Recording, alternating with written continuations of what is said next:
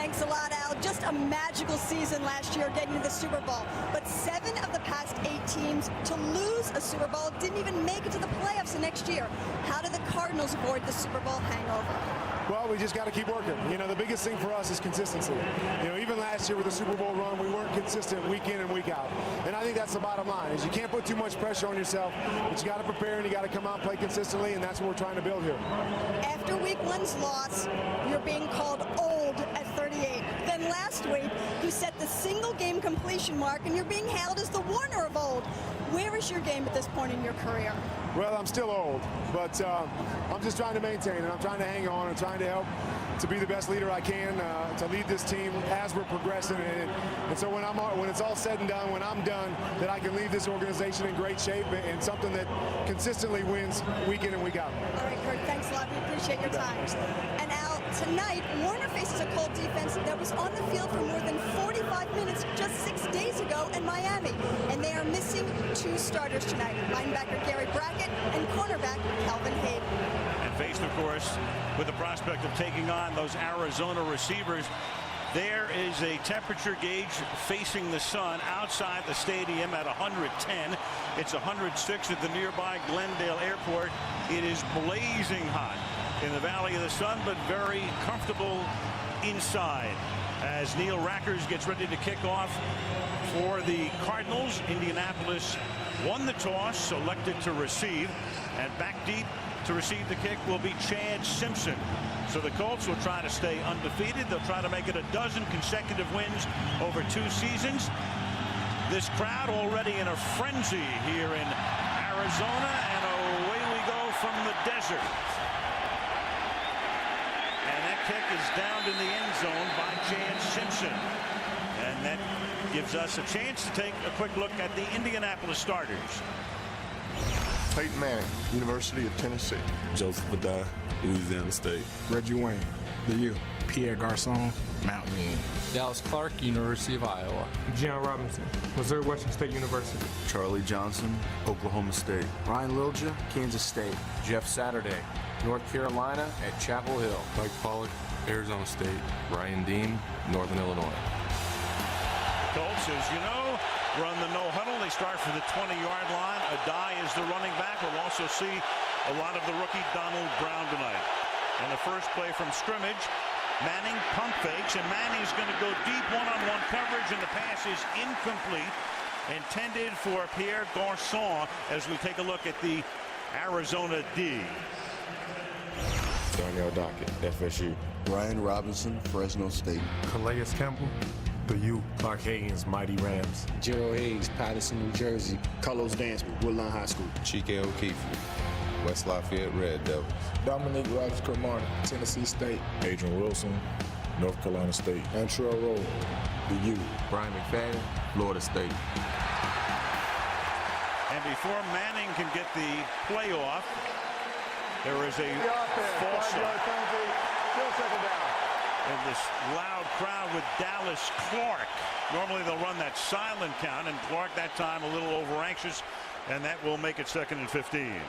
Well, Peyton Manning came out against Miami a week ago and hit an 80-yard touchdown pass to Dallas Clark. They came right out and threw deep again to start this one, trying to establish the big play threat early.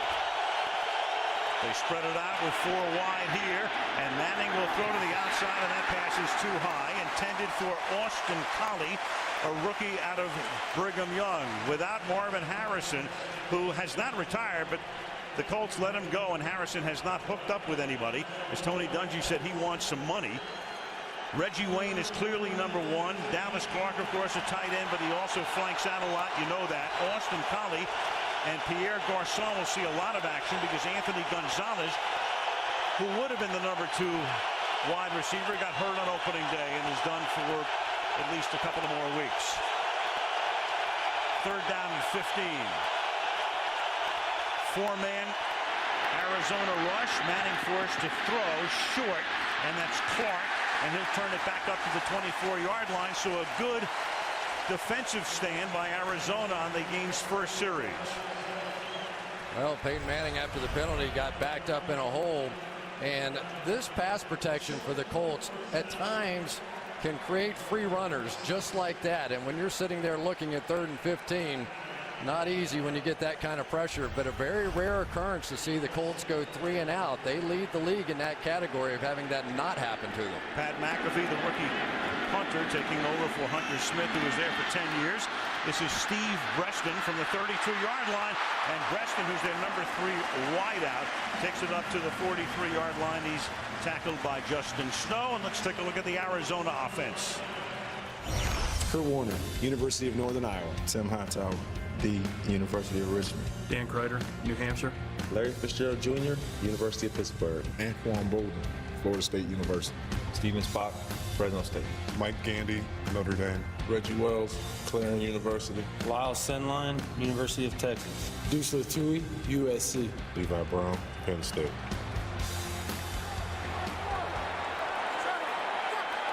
Less than a minute into the game. The Cardinals to run their first play. From the 44-yard line, they're going to start with a draw, and this is Tim Hightower picking up about 2, taking it to the 46-yard line. Kurt Warner last week, a lot of short drops, a lot of underneath passes, and there it was, 92.3%, missed on only 2 of 26 throws to set an all-time completion percentage mark, eclipsing a record set in the early 90s by Vinny Testaverde. And the guys that will be chasing him all night long. Freeney and Mathis, 2 of the very best. And he flips it out to Hightower, who is an outstanding receiving running back. He takes it up to the 50-yard line. Mathis stops him, and let's take a look at the Colt defense. Robert Mathis, Eastside, McNair High School. Antonio Johnson, Mississippi State. Ed Johnson, Eastside Cowboys. Dwight Freeney, Syracuse. Taiwan Hagler, Cincinnati. Freddie Keaho, San Diego State. Clint Session, Pittsburgh. Tim Jennings, Georgia. Melvin Bullitt, Texas A&M. Antoine Bethea, the real A2, DeMecca, Howard University. Gerard Powers, Auburn. Powers will have his hands full tonight with Kelvin Hayden out. He gets the start. 3rd and 4. Warner with that short drop, looked right, then looks left, and the ball comes loose, and it's picked up by a lineman, and that's Mike Gandy, the left tackle. And that was Dwight Freeney who came in and popped Warner to extract the football. Well, Dwight Freeney with his patented spin move got there, working against Mike Gandy, and that ball came out. Very lucky for Arizona. You know, Kurt Warner's one of those guys. He loves holding on that ball. He prides himself on holding it to the last minute. But against these Colts pass rushers, the last minute is more like the last second. They're coming. For Freeney, that's nothing new. That's the 26th sack fumble that he's created in his career. T.J. Rushing calls for the fair catch off the foot of Ben Graham, and Indianapolis will take over the 10 for their second serve. Late Sunday afternoon in the Valley of the Sun. Out of the shotgun now. Colts second series. 3-man line for Arizona. And they stack the linebackers. And of course, by the time Manning calls the play, everything will change. And the handoff goes to Joseph Adai, and he goes nowhere.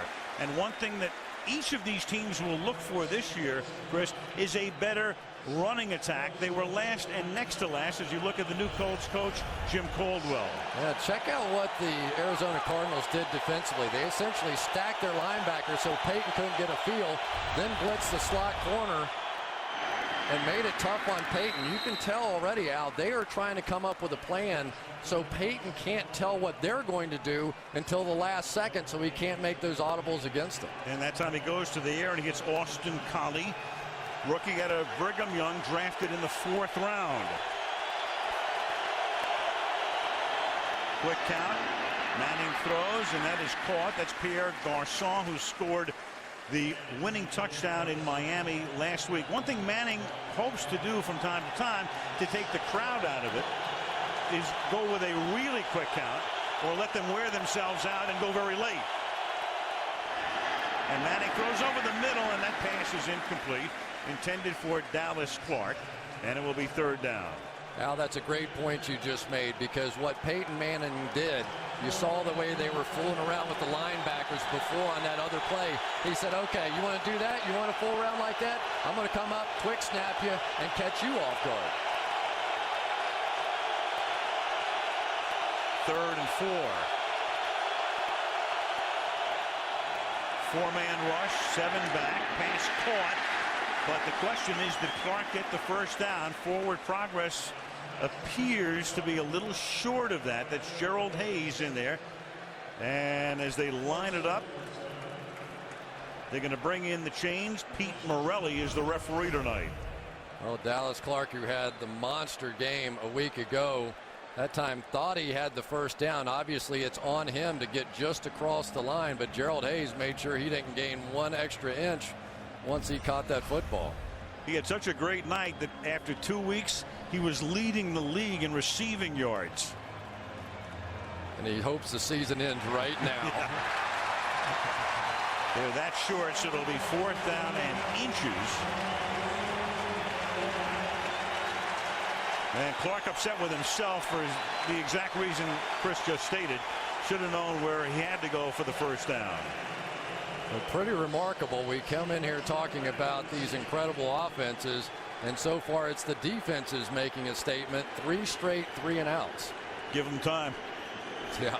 Pat McAfee, his second punt. He was drafted in the 7th round out of West Virginia. Again, taking the place of Hunter Smith, who went to Washington and actually scored a touchdown for the Redskins against the Giants on a trick play on opening day.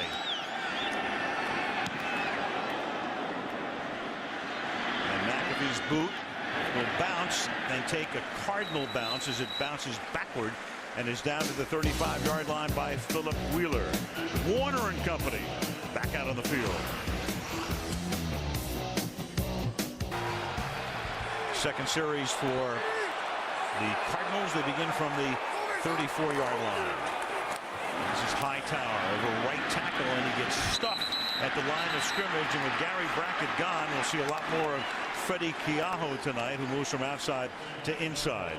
Well, the one thing the Colts hope they never see again is the Wildcat. They got wildcatted to death last week against the Miami Dolphins, over 200 yards rushing, and the guys inside, the defensive tackles, just had a horrible game. Antonio Johnson and Ed Johnson, they're trying to go bigger in there, and yet it just simply didn't work. They got pushed off the ball, pushed back into the linebackers, and had a very tough day of it. So far today, much better.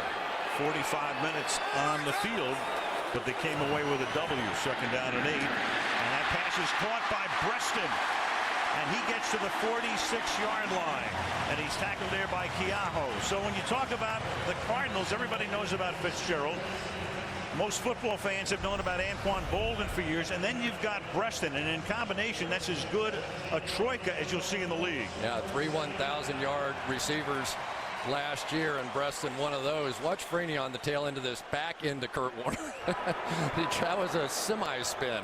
He tried to spin, and Gandy got him in mid-spin, and he couldn't do anything but trying to back into him.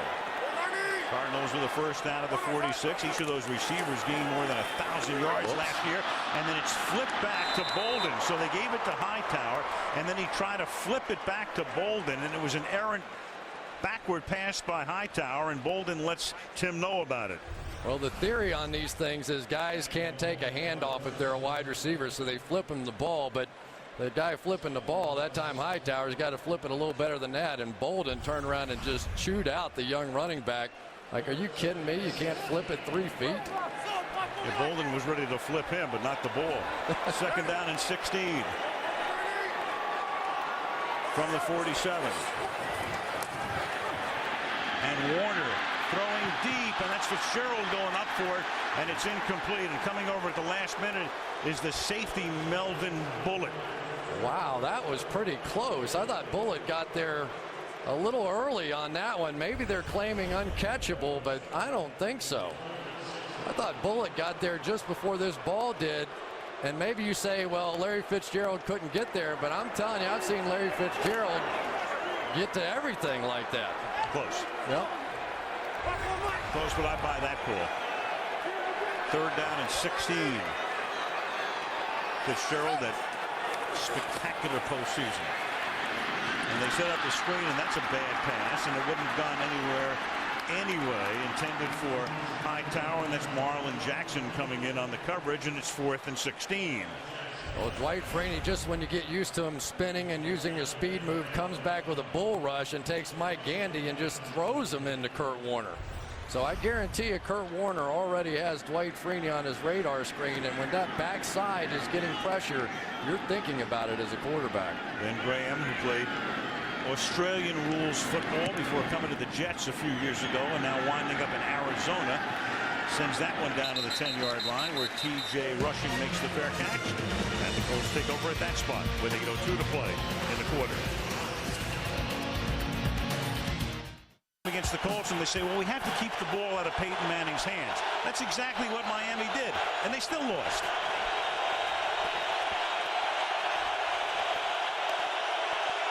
From the 10.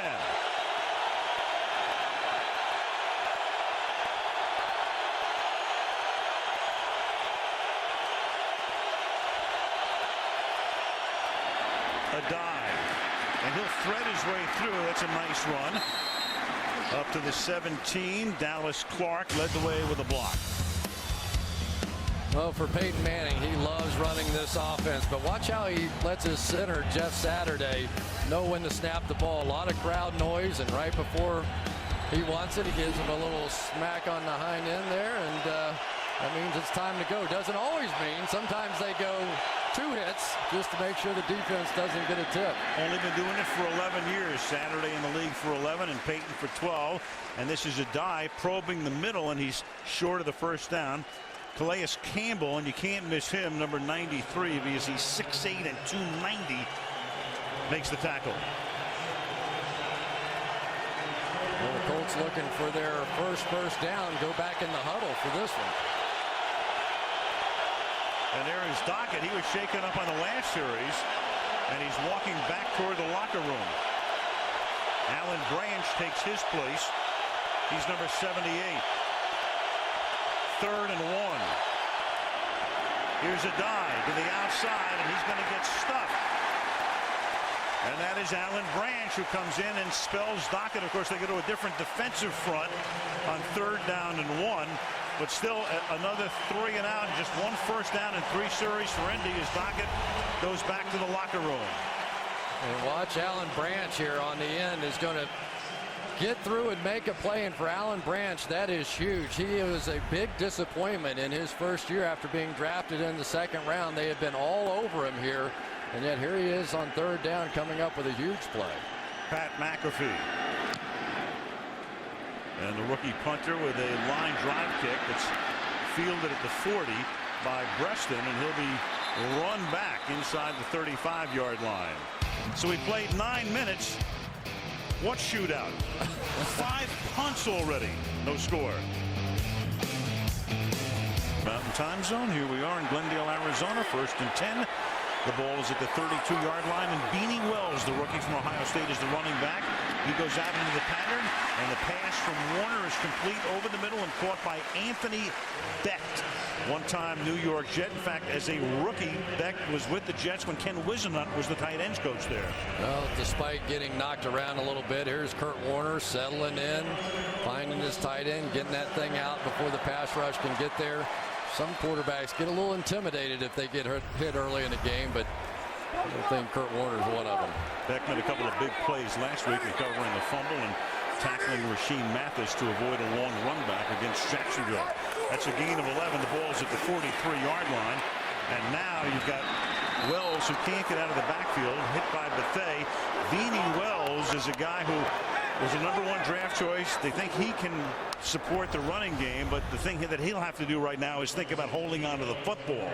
Check out Antoine Bethea here coming up and making this play in the backfield. So much has been written, so much has been said about the fact that Bob Sanders is not in there for the Colts, and certainly one of the great players in the league. But Bethea has really turned it on lately and has more than filled that vacancy. And Melvin Bullett's done a nice job at the other safety spot. That's a loss of 3.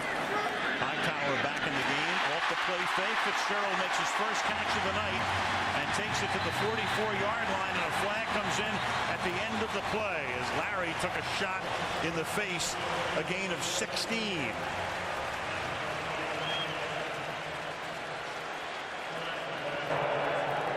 personal foul, grasping the helmet opening.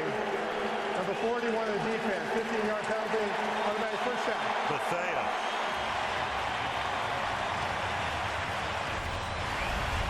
Watch Marlon Jackson right here run into Freddie Keaho over here. Actually, is the one just to the right of there, and is going to mess up the coverage completely. Two guys completely thrown off their coverage. Kurt Warner takes advantage. You cannot make defensive mistakes against these two quarterbacks and not pay a price.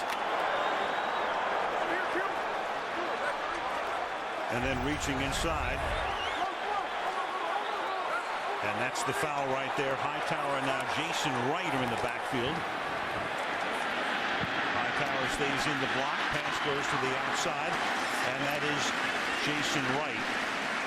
Stopped by Clint Session and Gerard Powers. Big story this week in Arizona was the fact that Marcus Fitzgerald, the younger brother of Larry, who's trying to hook on in the United Football League, sent out a tweet last week during the middle of the game at Jacksonville and indicated that his brother was really upset with Kurt Warner that he wasn't getting the football enough. Well, it became a cause celeb.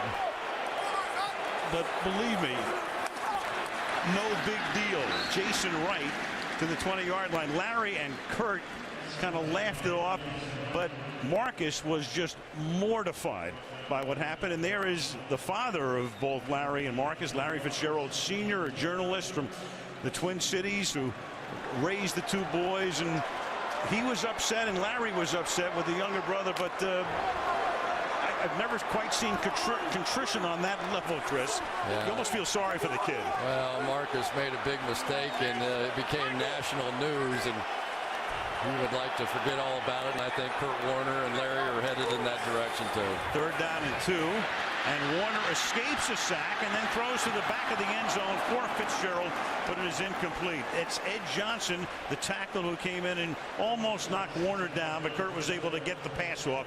Incomplete, and it's 4th down and 2. Well, Ed Johnson was one of the guys that did not play very well a week ago, but this time with a nice little inside move nearly got Kurt. Worked his way right around Reggie Wells, who looked like he was distracted, like he was trying to think he was going to help on the outside on Freeney. And a lot of times that's what White Freeney will do. It'll force distractions from your quarterback and your offensive line. This will be a 38-yard field goal attempt for Neil Rackers to try to put points on the board for the first time in the game, and he does. 38-yard field goal is good, and the Arizona Cardinals get on the board to lead 3-0. 100 degrees inside, about 75 they tell us right now. 65,000 looking on. Arizona leading 3-0, and the Colts to get the ball, and it's a bouncing ball that gets fielded at the 15-yard line. And this will be Donald Brown, their #1 draft choice rookie, bringing it back. Pun intended here. Andrea, what's on your docket? Well, here's the play where Darnell Dockett suffered the right ankle sprain. They retaped him on the sidelines. He went back in for a play. It wouldn't hold up. They took him to the locker room, and they're calling his return questionable. Well, that would be a very big loss, obviously. Dockett kind of lost in the shuffle of that, phenomenal Super Bowl and the Harrison play and the Holmes touchdown and Fitzgerald and all of the rest, is that Dockett had 3 sacks to tie Reggie White's Super Bowl record that day. He's Arizona's best defensive player. So Alan Branch takes his spot. We'll see a lot of 78 tonight. Branch, 3rd-year man out of Michigan, who was picked in the 2nd round in 07. And Manning starts with a play fake to a die, who stays in the block, and then the pass is caught at the 45-yard line by Austin Collie. So again, he goes to the rookie, and Collie with a big first down on Indianapolis's longest play of the night. I went to the practice of the Colts this week, and Peyton Manning was working with his young receiver Austin Collie one-on-one. When the defense was practicing, he was taking Collie off to the side, and they were working on one route at a time, just the individual details of that route, and there it paid off. That was a 27-yard gain.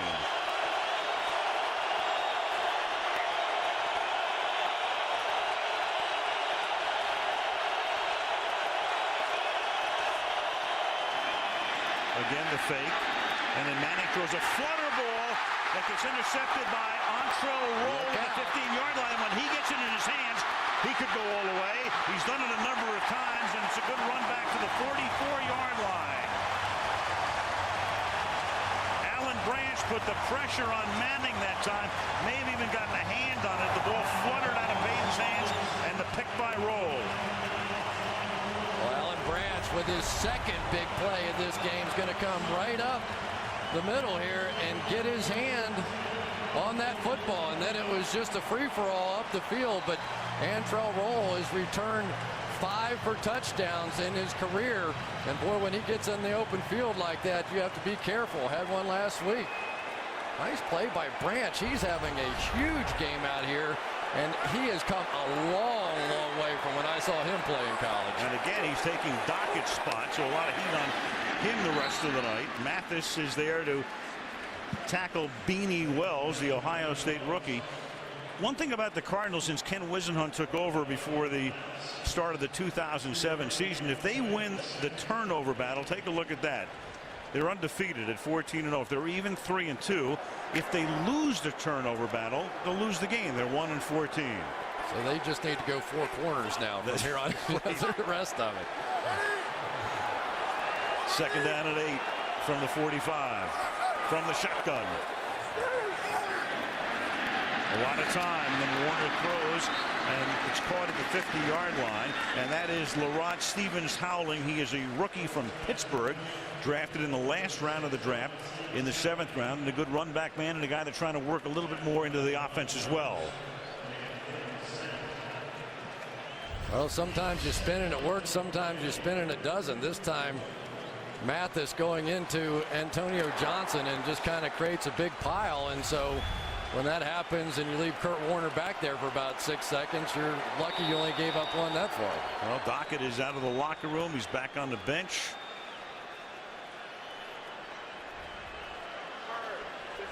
See if he can come back. Meanwhile, they're telling us there is a bird on the field. Yes, there is. Okay. You know, he went down to the cheap seats. I think that was nice of that bird to go settle in so they could play. Who left the door open? He's trying to get out. He doesn't want to be in here any more than they want him in here. Who let the birds in? 3rd and 1. Warner under pressure, and then that pass is incomplete.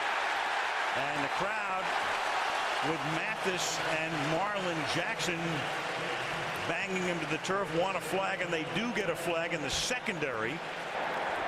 Pass interference, number 54 in the defense. Automatic first down. That's Freddie Keaho. Yeah, Keaho is supposed to come out and pick up Fitzgerald and give him a little shot on this crossing route. You'll see him here and come out and go get Fitzgerald. But as he does, Fitzgerald gets by him, and so he just kind of grabs him and keeps him from getting there. Maybe didn't even need to do it. But that's the hold. Oh, and a real good acting job, too, by Fitzgerald to make sure that the official called it. Larry would be a very good thespian. You know that, right? No question. He looks the part. Yeah. From the 42, off the fake. Look at that time for Warner. And then he slings it to the outside. And that'll be caught by Bolden. And Anquan Bolden will end the quarter with a first down. And the Arizona Cardinals after. Which is ridiculous because Arizona can't run the football. Ball at the 25-yard line, and Warner throws, and that pass is incomplete. And a couple of other things. You know, obviously play action is great if you have a great running game. Arizona does not. But that defense was on the field for 45 minutes last week. That defense had a short week. Larry Coyer is the new defensive coordinator, took over for Ron Meeks, who went to Carolina. And in the first quarter alone, Arizona had the ball for almost 2/3 of the quarter. Well, and they've had a real problem trying to get off the field on 3rd down. That has been a major issue for Jim Caldwell and company. And they're just going to have to make some plays. Once you get a stop on 1st down, it does give these pass rushers a chance, though. Warner has 7 completions to 7 different receivers. And that pass is now caught for a first down, and that is Anquan Bolden, who becomes the first of the Cardinals to catch 2 passes tonight and a first down for the Cardinals. Well, Robert Mathis, who has has more strip fumbles on sacks than anybody in the league since he's been in the league. Just missed that one. He comes around and just missed the arm of Kurt Warner. You see Kurt kind of duck his shoulder in there. He felt him. He got out of the way and kept that thing from being a fumble. Nose of the ball on the 10, and that means it'll be first down and goal. And a timeout taken here by Arizona. We've seen Peyton Manning in that position a lot, haven't we? Yeah. Last week, he's sitting on the bench with his arms folded, kind of waiting to get back on the field. But really, tonight, he can't blame anybody but the offense because they really haven't been very good at all. Barely needed a shower when you play less than 15 minutes. He did what he had to do. You know, thinking about the Arizona Cardinals, we all know about the history, and it's a sorry history, obviously. They've not had a 10-win season since they moved to Arizona in 1988. By contrast, Indianapolis has now had 7 consecutive 10-win seasons. Do you think this is a team on the rise? Do you think they were a one-month wonder last year? What are they to you? No, and I'll tell you why I think they're better. A, they've got Kurt Warner and these receivers. But defensively, they're a much better team, in my opinion, so far this season than what they were last year. They've done a great job stopping the run, Frank Gore and company, already this season. First down and goal. Hightower. And he takes it to the 7, and the ball is loose at the 5-yard line. All of the Colts signaling that they have it. And it will be determined, of course, by somebody in a striped shirt at the bottom of that pile. And Hightower fumbling, and still they'll untangle him. Melvin Bullitt of Indy comes up with it. They recovered the fumble. Tim Hightower put it on the ground, and now Indianapolis dodging that bullet. Start from the 5-yard line. Here is Adai, and Joseph Adai with a run out to the 12-yard line to give them some breathing room. It'll be second down and 3. And for Arizona, good news in that Darnell Dockett comes back into the game. But bad news for Arizona is their backs continue to fumble. Beanie Wells with 2 fumbles last week. Hightower with a fumble inside the 10-yard line this week. It's becoming an epidemic. They made Beanie Wells, like Tiki Barber a few years ago, carry the football around all week with him, high and tight.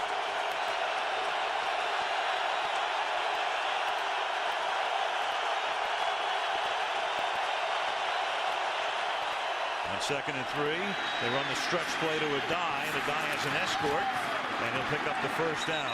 Good run that time as he got in behind the left tackle Charlie Johnson, who's won the starting job over Tony Hugo. Reggie Wayne also threw a block. First down that time, a gain of 12. And Peyton Manning uses this clock to his advantage. Tom Moore, his offensive coordinator, will get the play into him with about 30 seconds to go, which gives Peyton a chance to get his team lined up and set and try and simulate the snap of a ball. And so what he's trying to do is to get the Cardinals to show what they're doing defensively, blitz, no blitz, whatever. And then he knows exactly what's going on if he needs to change it. Manning going deep, and that pass is incomplete. Coverage is good. Wayne going down the sideline. Adrian Wilson, the safety, came in to cover him over the top. It'll be second down and 10. Tom Moore, the venerable 70-year-old offensive coordinator. A lot of stories in the offseason, if you follow the sport closely enough. There was a question as to whether, if he continued on, that he would get his pension. It was about a 7-week period when it looked like he and Howard Mudd would not come back, but they worked it out. He gets his pension. He's back, and nobody's happier than Peyton Manning. Second and 10.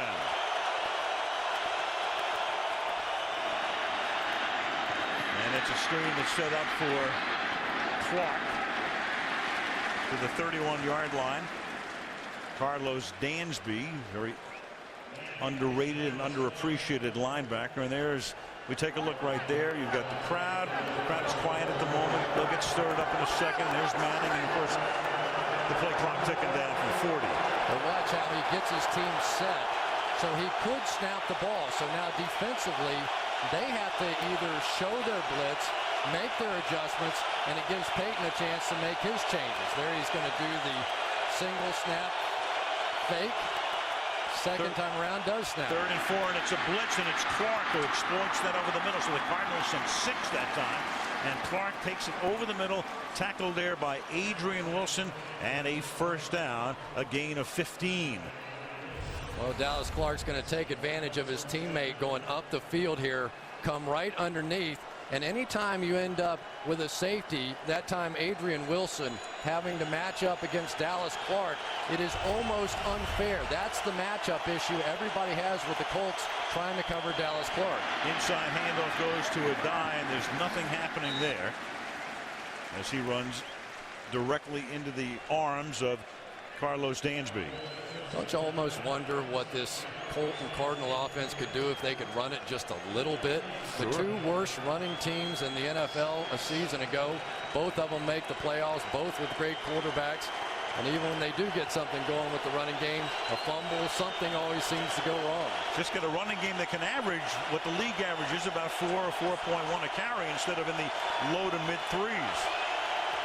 2nd down and 7.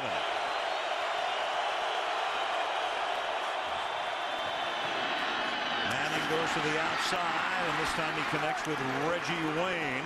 And Wayne is tackled by Bryant McFadden, who was a member of the world champion Steelers and won the Super Bowl last year against the Cardinals. That's a gain of 15. Wayne's first grab of the night. Well, Dallas Clark and Reggie Wayne on the same side. So difficult that time. 4 across, safeties, and it's amazing. Peyton Manning doesn't make a mistake. He saw the single coverage on his best receiver, and when you get it, he gets it right to Reggie Wayne.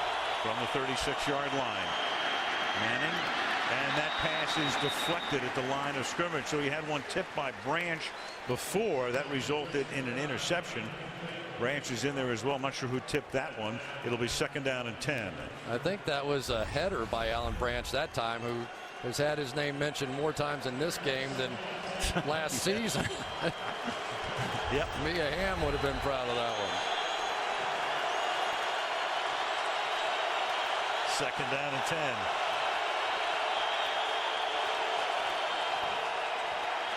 And Manning throws, and over the middle, that's Austin Collie. And Collie takes the ball to the 27-yard line, comes up a little short of the first down. So the Colts have worked the ball all the way down to the Arizona 27 on a drive that began after the recovered fumble back at their own 5-yard line. Well, and so far this Colts offensive line has done a nice job. They came in here with 8 sacks. Arizona did, second only to the Cincinnati Bengals. But now for the Colts, always a tough decision. Do you try and run it on 3rd and 1 despite your running woes? That's the 2nd time they've huddled tonight in the 3rd and short. They've got Foster, a lineman, lined up as the fullback. Adai is the tailback. They fake it to him, and they give it to Clark on the end around, and that's going to get a first down. Clark is rolled down at the 20-yard line. So on 3rd and 1, they look like it's going to be a run, a power run, with Foster leading the way, and they give it to Clark, and he picks up the first. But you can tell just how uncomfortable this offense is just trying to line up and play power football. They go to a little reverse action. They had played Foster in the fullback position and had some success last week in short yardage situations, so they come back with a reverse off of it. Clever play call. 11th play of this drive.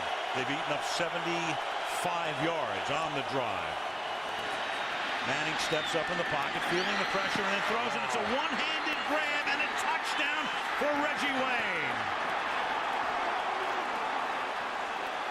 Reggie Wayne right at the goal line, reaching out for it, a one-handed grab and a 95-yard drive to give Indy its first lead of the night.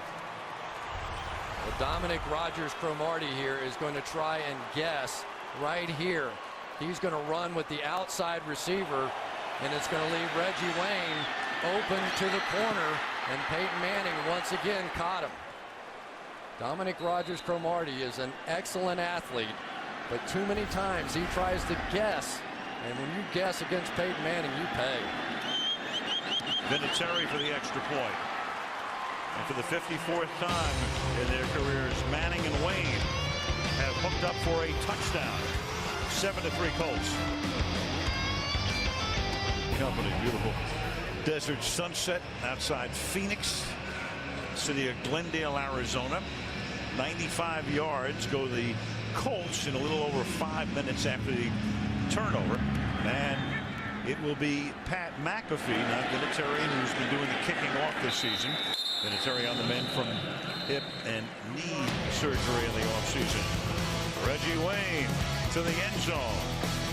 And the Colts up by 4.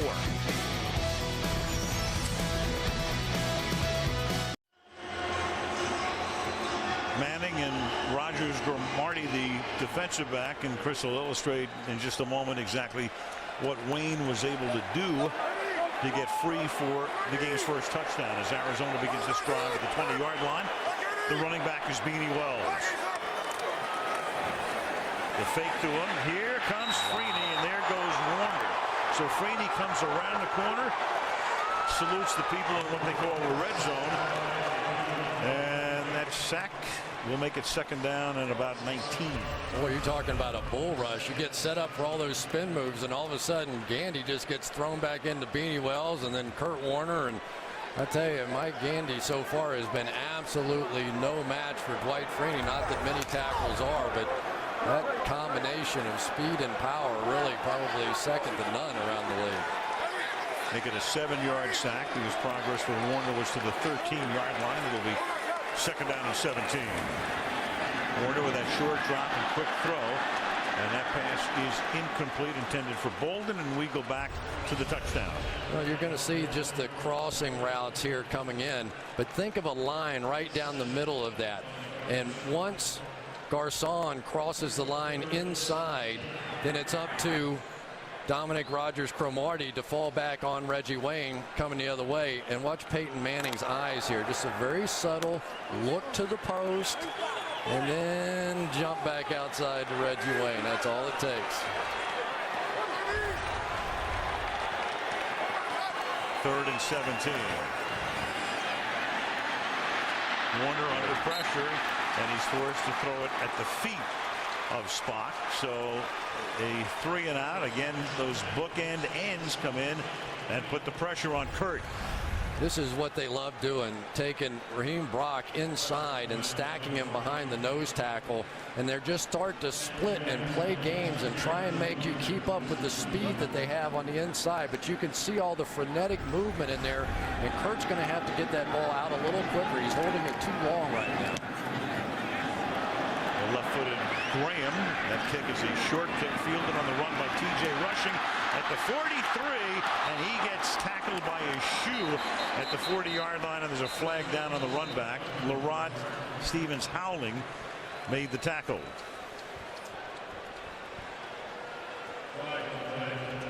Pete Morelli is the ref. During the return, illegal block in the back. Number 50 of the receiving team. 10-yard penalty, first down. Timeout. Philip Wheeler. 8:13 to the half. 7-3 Indy. Back we come to Glendale, Arizona. The Indianapolis Colts have the ball at their own 43-yard line. Their last drive, 95 yards for a touchdown. And this one starts with an end around again. This is Pierre Garcon, who has room, and Garcon with a good stiff arm to pick up the first down and get into Arizona territory. He pushed Dominic Rodgers-Cromartie out of the way. Pushed him out of the way, ran over him, ran over everything to the poor guy. Assault and battery. That's a gain of 18. Jim Caldwell was the anointed one. Remember last year, Tony Dungy the year before wasn't sure he'd come back, and the Colts said, you know what, we're going to put his successor in place, and it was going to be Caldwell. It all depended on whether Tony was going to retire or not, and when. So Caldwell, the former Wake Forest coach, in his NFL rookie season, that's Donald Brown for a gain of a couple. And you know what's very interesting here, Chris? When Denny Green leaves after the 06 season in Arizona, Caldwell gets interviewed by the Cardinals. And of course, Wisenhunt gets interviewed, and Russ Grimm, and Wisenhunt comes here. Had they gone by convention and had Pittsburgh hired Wisenhunt, it's possible Arizona would have hired Caldwell. What, he gets 6 interviews, I think, over the course of 3 years, and it's a big reason why the Colts decided to go ahead and make him the heir apparent. Second down and 8. I mean, sooner or later he was going to get a head coaching job. Manning now throws, and Wayne is open again, and Wayne gets taken out of bounds by Brian McFadden. And, you know, with Reggie Wayne, he's a guy who's always been the supporting actor. He's always been kind of the silent partner, because when you've played your career alongside Marvin Harrison, it's like playing alongside Jerry Rice. Yeah, no question. And Manning to Harrison set a record that may never be broken. 112 touchdown passes between those two, but Reggie Wayne well on his way. He might eventually catch that one. For a lot of years, Wayne was the other guy, and then he really began to come into his own as Marvin started to slip, and Reggie got better and better in the last couple of years. And that pass is caught over the middle, and this is Clark. And Manning surgically guiding the Colts again down the field against that Arizona defense.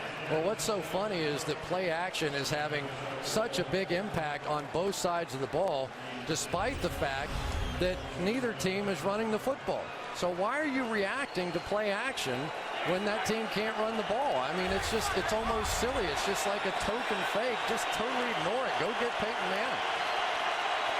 1st and 10 from just outside the 10-yard line. Manning stepping out and then shoots one incomplete, intended for Donald Brown. I tell you, though, this is really a different defense in there when Darnell Dockett is not disrupting things in the backfield. We've seen on tape during the first couple of games that guy and his penetration sets up everything else, sets up the outside pass rushers, but you can see the frustration on his face. He knows he just cannot do the things that he once could. But let's give some credit. Alan Branch has played well. 2nd down and 10 from the shotgun.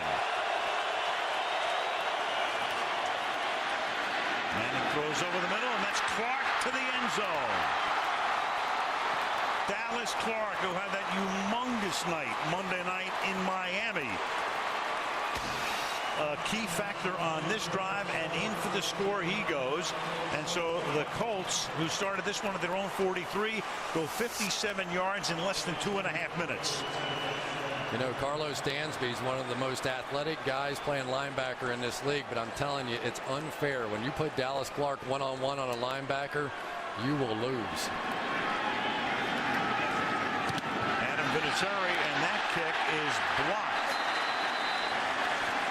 And that is Dominic Rodgers-Cromartie who got a hand on it. Blocked extra point coming with 5:49 to go in the opening half, and the Indianapolis lead is 13-3.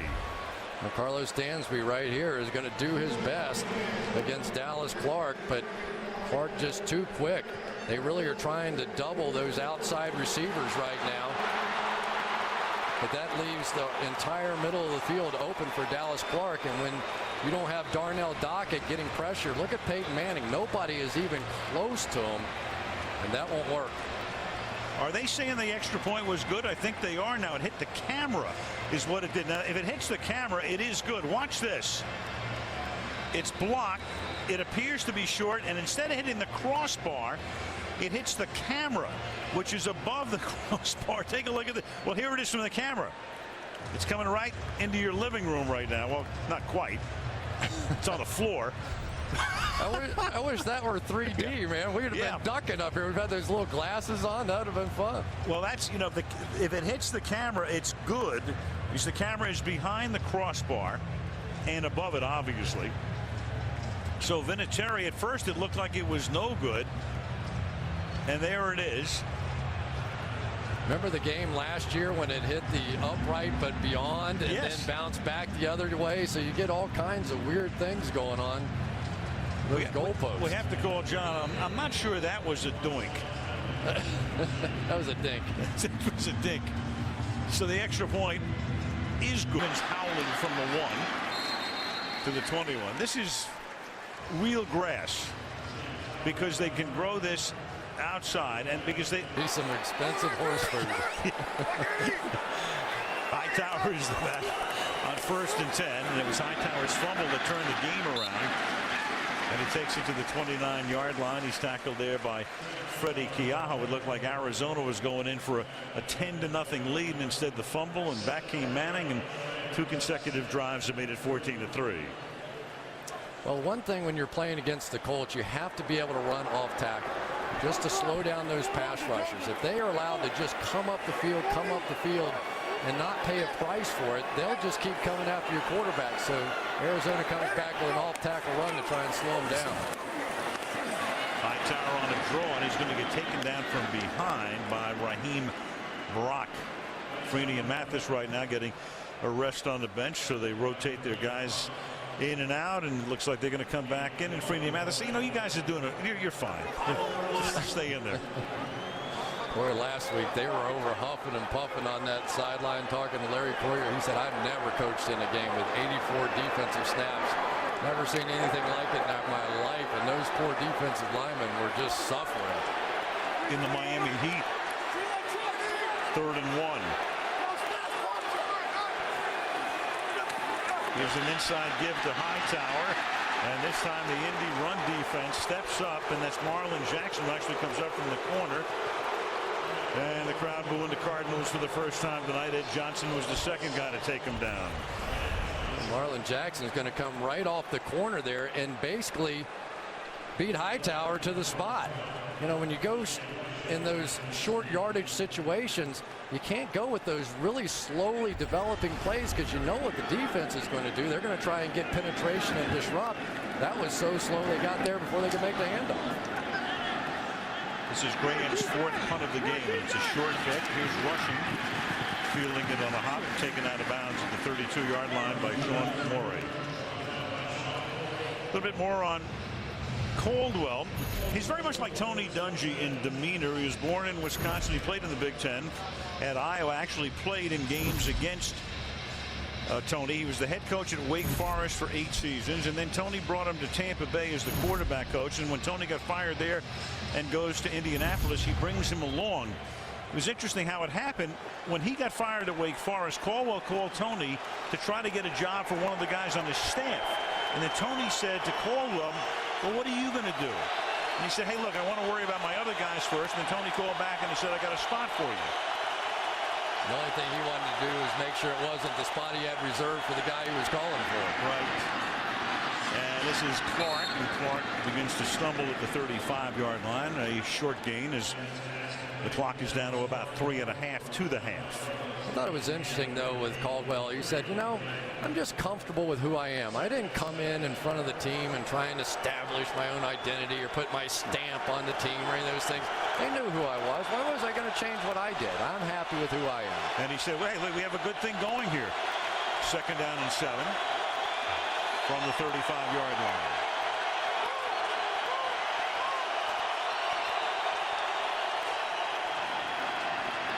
The die swings to the outside, and they get tripped up just short of the line of scrimmage. Clark Higgins, number 53. You know, when you look at Tony Dungy, take a look at that. For the guys who coach 200 games, and of course you got, if you coach 200 games, you're pretty good. Most of you are in the Hall of Fame. Hallis, Shula, and then Tony would be 3rd in terms of percentage. When you win that much, in other words, you're winning 2 out of every 3 games. Pretty good. Another 3rd and 1. Let's see if they go with a double reverse this time. Empty backfield. You got a die in the slot to the right. Instead, it's a quick drop and then a quick pass. And Pierre Garçon makes the catch. And Garçon takes it up to the 46. Garçon played college football at Mount Union in Alliance, Ohio. You don't think of it as a power, but they're a Division III powerhouse. You know who went there? Dom Capers. Is that right? And also President McKinley, for what it's worth. You know all. Good old Mount Union. Not all, a little. 2-minute warning. 14-3 Colts at the break. Look at what's going on with the Steelers. Bob Costas has a live interview with Rex Ryan, whose Jets are 3-0. 2 minutes to the half. Here's Manning on 1st down.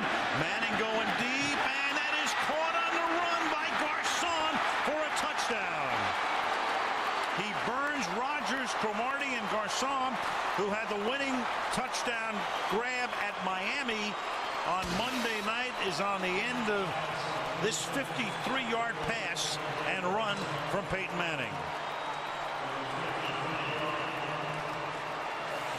Dominic Rodgers Cromartie got caught peeking in the backfield, and Peyton gave him a little pump fake, and it was over. You cannot guess. You cannot guess against Peyton Manning. Manning has already thrown for 218 yards. And Vinatieri's kick this time conventionally good, but there is a flag down.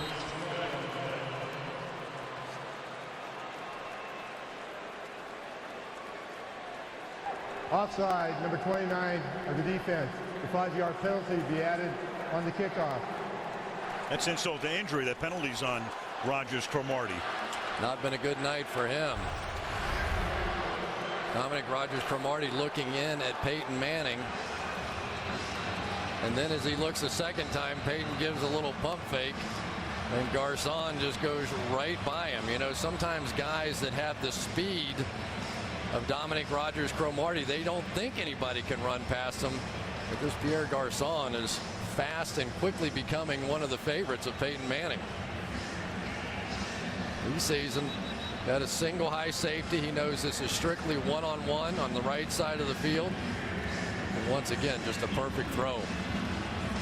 Peyton's having a little fun out here. And you think, boy, all right, here's this team that they've got to go on a primetime game Monday night to Miami, and then they travel across the country again for another primetime game, and their defense is going to be exhausted and all those things. Well, they're all out the window when Peyton Manning's playing quarterback. And missing their best cornerback, missing their middle linebacker.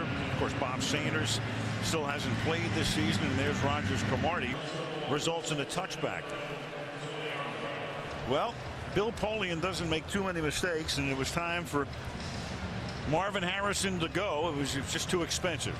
But he knew what he had, and he knew what he had coming up, and one of the guys he knew was coming up was Garcon. Of course, he also had Anthony Gonzalez, who was going to eventually work his way into that spot, and there is Bill Polian. Gonzalez got hurt on opening day, and they will get him back before the season is done.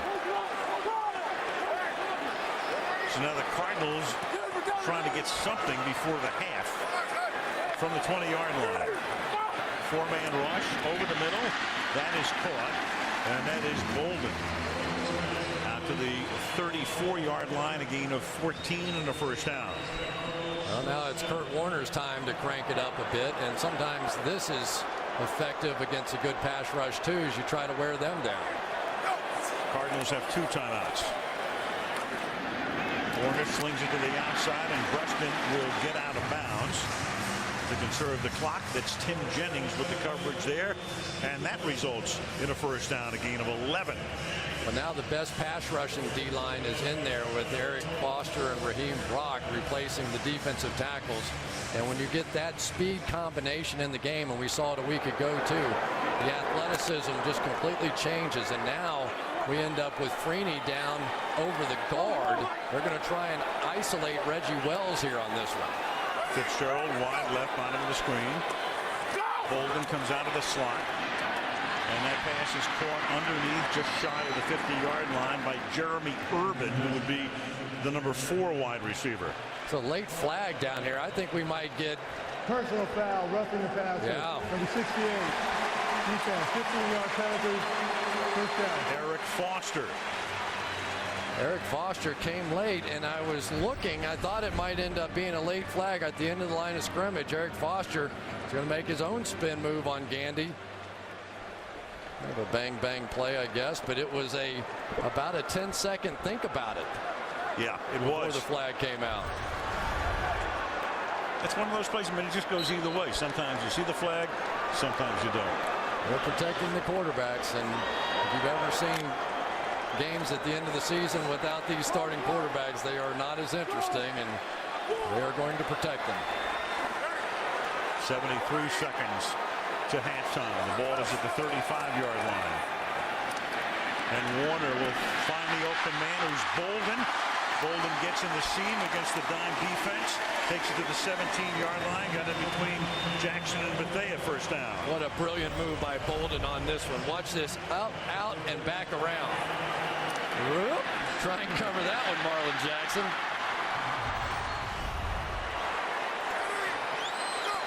Snake route. 17-yard line.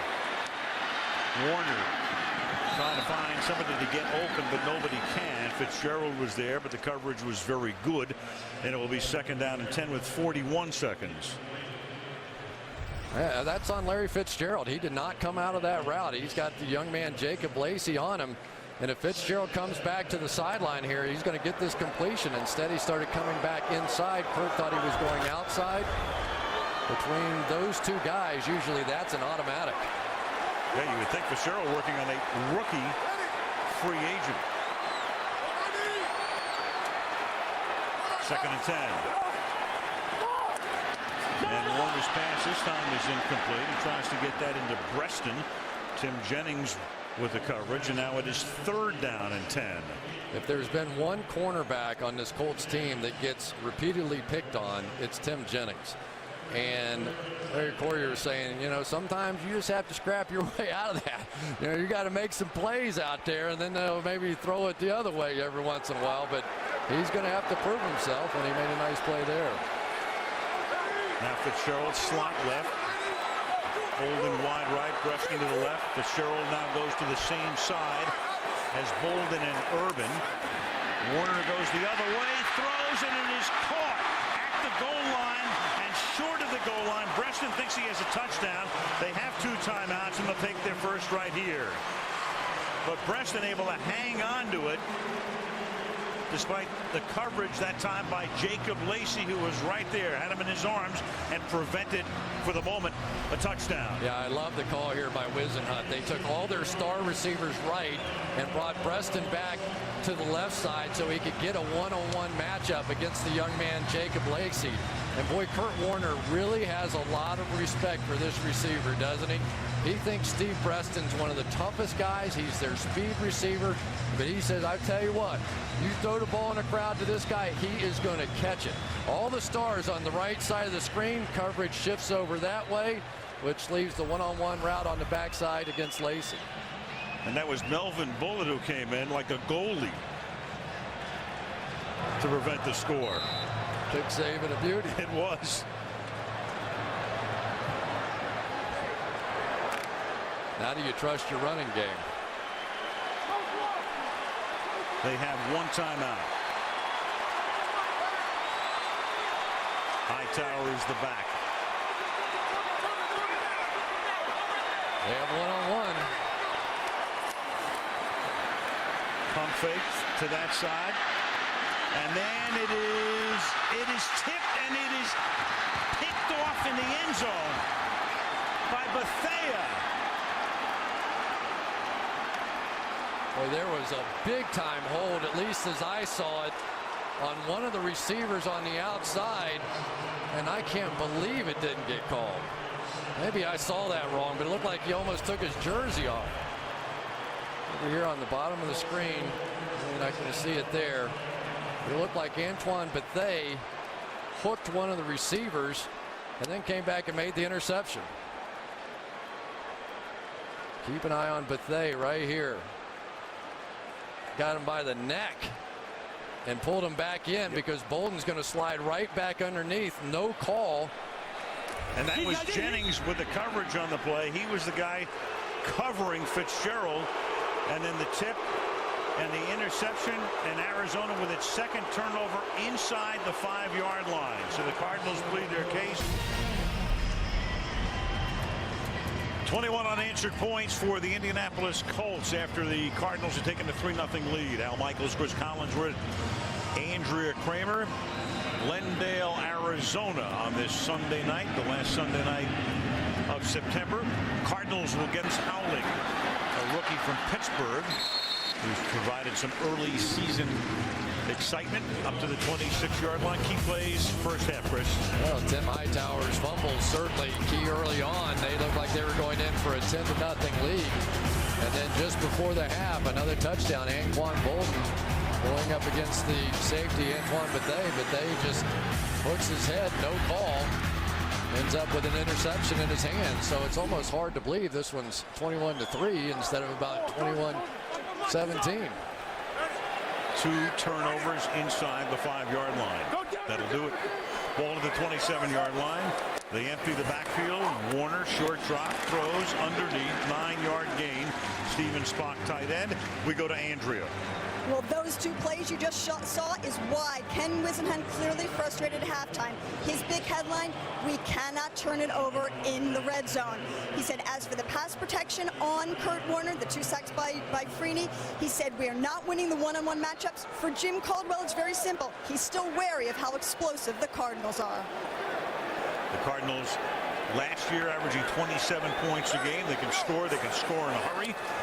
5 receivers in this set, and the pass caught on the outside by Hightower. Hightower stepping out of a tackle.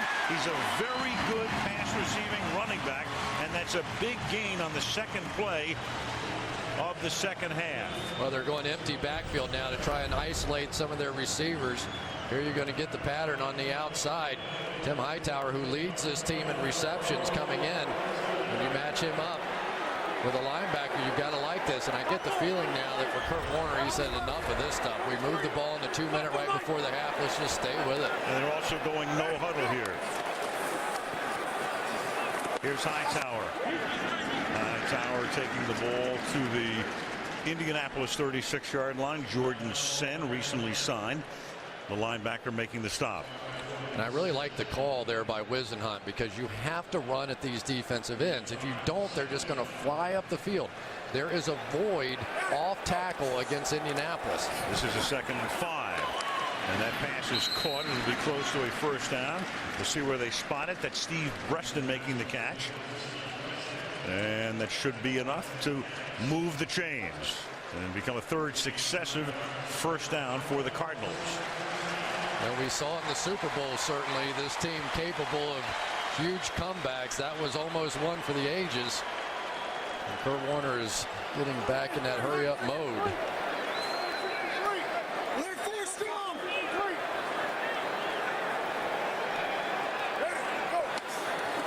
From the 30 on first down.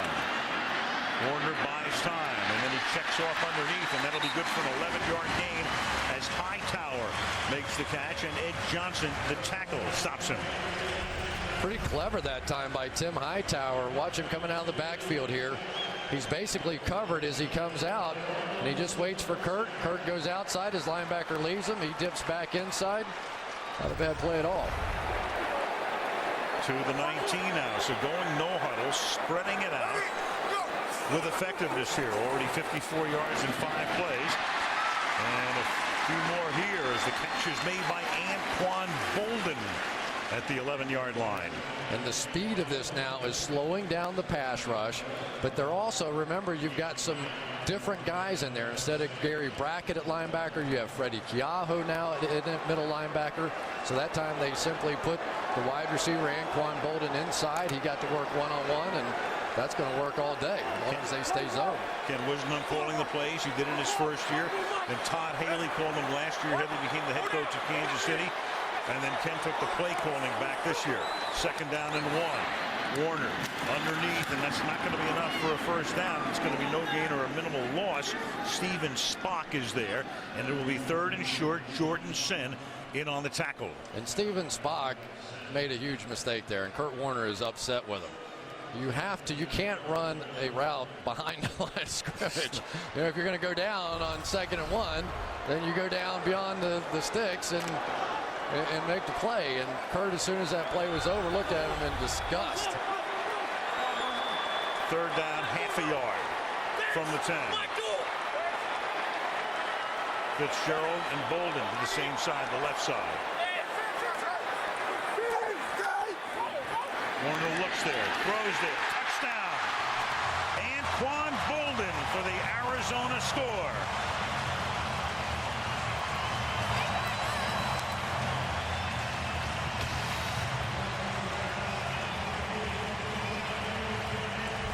I think the toughest thing in the world to cover right here, you've got the matchup.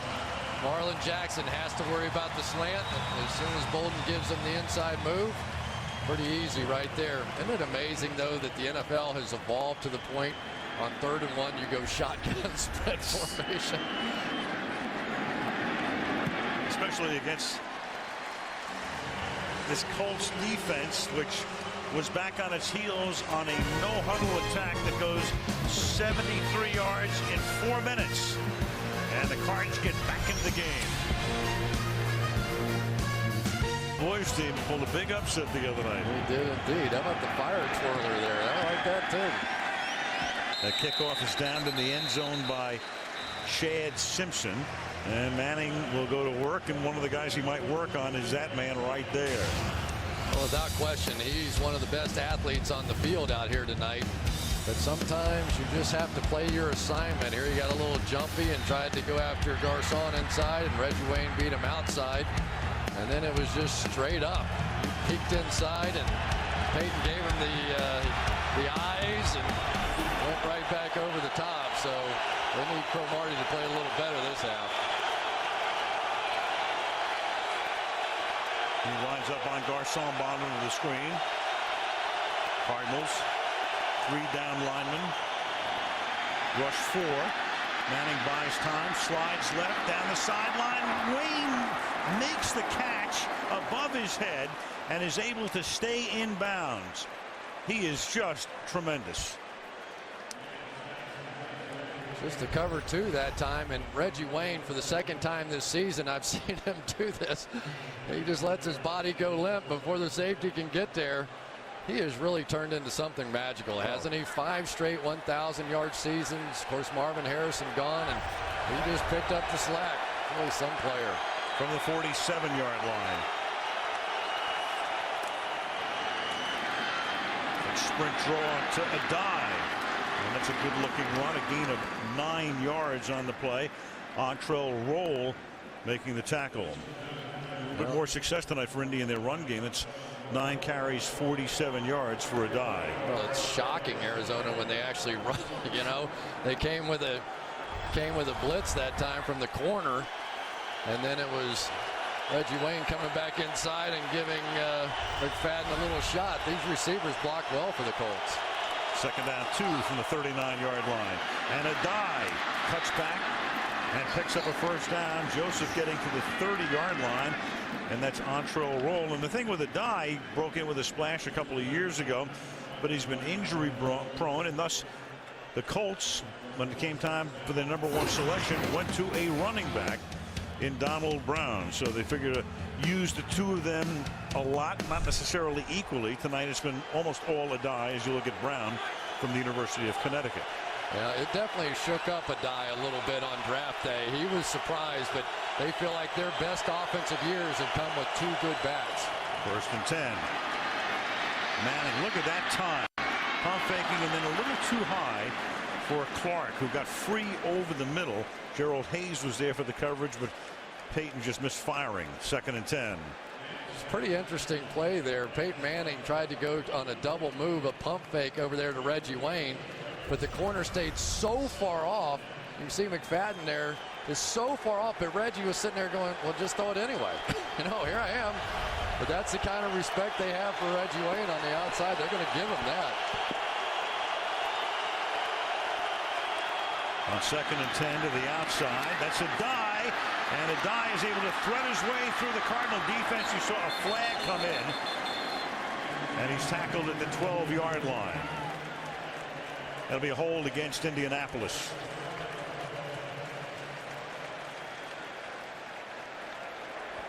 Holding.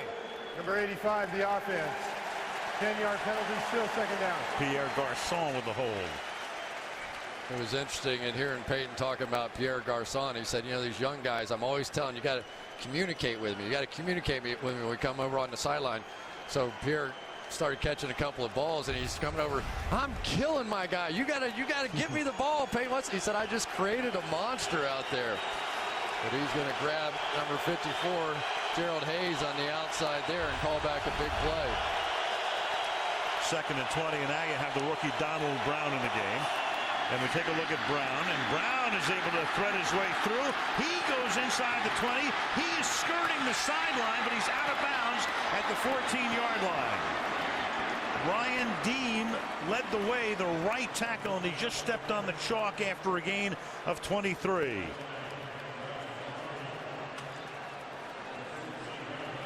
Boy, the Arizona Cardinals are coming with a lot of blitzes now, and they're getting burned. Watch it coming in here, and then they're going to loop inside. But Adrian Wilson runs right by that off-tackle play. I'm telling you, for passing teams, and when teams want to rush the passer, those off-tackle lanes are there. Now from the 14-yard line. That's Brown. And that's just a little bit of inexperience. I mean, rarely do you see Peyton Manning not with a perfect handoff, but there was just a little bit of a stutter step there in getting the exchange working. Well, Peyton, once again, he has dialed in a little bit on this defense. He has been anticipating their blitzes and burning them. When they did that quick screen to the wide receivers, because he saw the single coverage and knew he had a chance. See if he can catch him again. 2nd and 10. Manning to the end zone, tipped in the air and almost caught on the deflection by Garcon for his 2nd touchdown, and that's Rogers Cromartie with the deflection. 3rd down. Well, that was the best play by Cromartie on the night. He was right on this one. This time, reading Peyton Manning's eyes worked for him. He breaks in front of the ball and almost came up with a pick, but then Garcon almost came up with the ball. You can see how athletic he is. Big play in the ball game. Oh yeah, 3rd and 10. The difference between Indianapolis with a touchdown, making it a 3-possession lead, or holding them to a field goal, and a 2-possession lead. 3rd and 10. Manning under pressure, and that's incomplete. So the defense is able to rise to the occasion here and limit them to a field goal attempt, and that was Darnell Dockett putting the heat on. Now that's one of the few times we've seen them be able to get some pressure on Peyton Manning. That time Dockett and Calais Campbell had a meeting at the quarterback and forced them to just throw the ball away. Big stop though for Arizona. 32-yard field goal attempt coming up here for Adam Vinatieri. Missed from 52. Hit one earlier from 48. And that kick is off the upright. So there is your classic doink. And a big defensive series for the Cards. Brady and Manning, so take a look at that. The only 3 games on the schedule that match up Super Bowl quarterbacks, Super Bowl MVP quarterbacks, all of them on Sunday Night Football. There are the numbers to take a look at tonight. It's only the 2nd time. Each guy's been in the league now for 12 seasons. It's only the 2nd time Manning and Warner have been in the same game. The first would have been back in 01 when St. Louis met Indianapolis. Boy, and it was a mutual admiration society, wasn't it? Hearing those 2 guys talk about each other. Kurt's 38 because it took his career a long time to get going in the NFL, and Peyton is 33. And Warner throws, and that pass is incomplete. And, you know, Chris, you talk about rivalries. These 2 teams, they have not met in Arizona. Indianapolis has not been here since 1990. See, you know the way Keith Jackson likes to say, oh, these 2 teams don't like each other very much? Right. These 2 teams don't even know each other. They have no idea. Peyton had never been in this stadium, so he said, yeah, I'm going to have to walk around a little bit, get myself acclimated. He was here as a spectator, and this is where Eli won his Super Bowl against New England 2 years ago. So Peyton was sitting in a box that day. 2nd down and 10. Warner fires over the middle, and that's tipped and almost intercepted off the hands of Anquan Bolden. And quickly it's 3rd down and 10. Well, back-to-back throws to Anquan Bolden, and one a misfire, and then that one off the hands. You don't see Anquan Bolden very often with that. Levi Brown on the outside working against Robert Mathis, and we're seeing a lot of how you say love to the helmet so far in this ball game.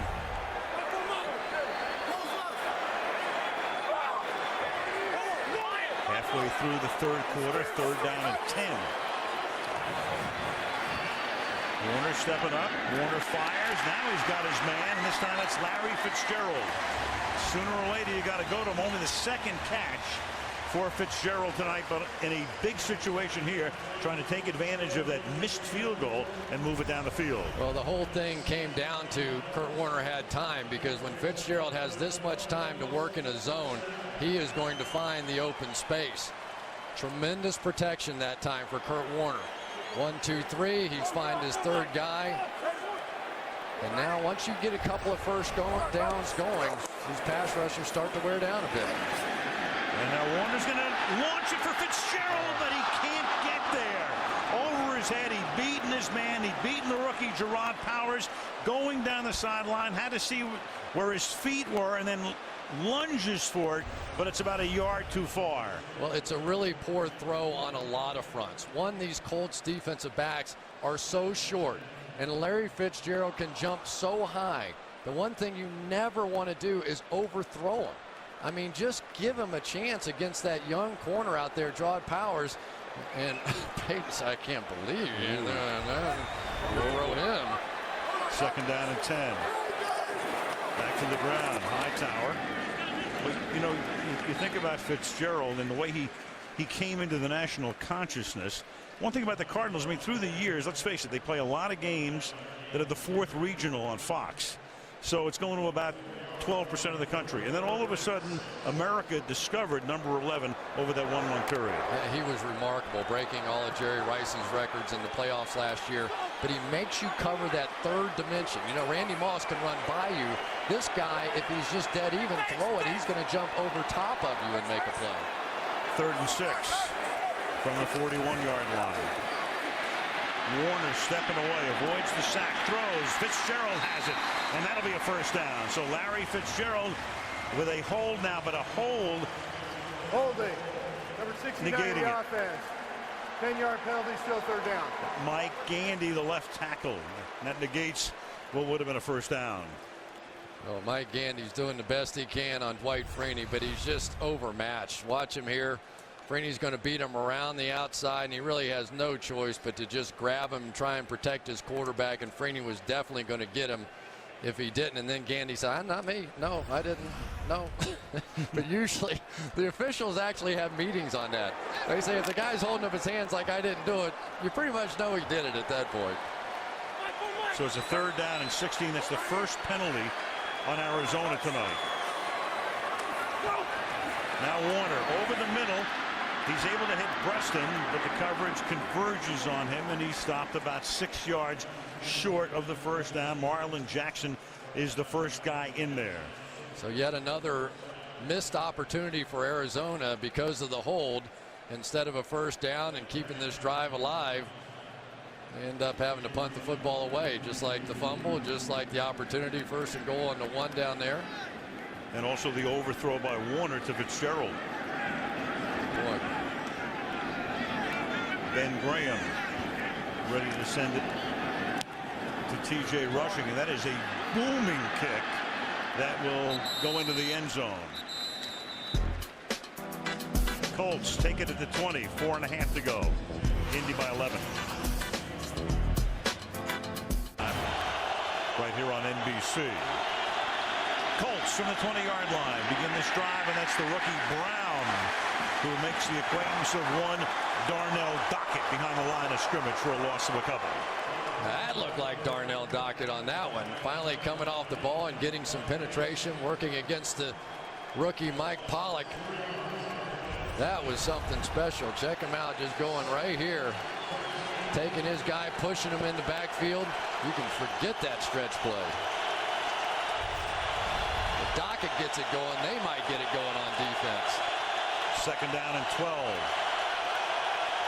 Brown flanking Manning in the backfield.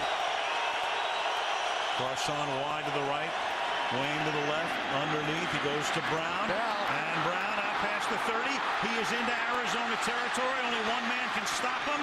And he does at the 10-yard line. Entrell Roll had the angle, and a flag is thrown at the end of the play.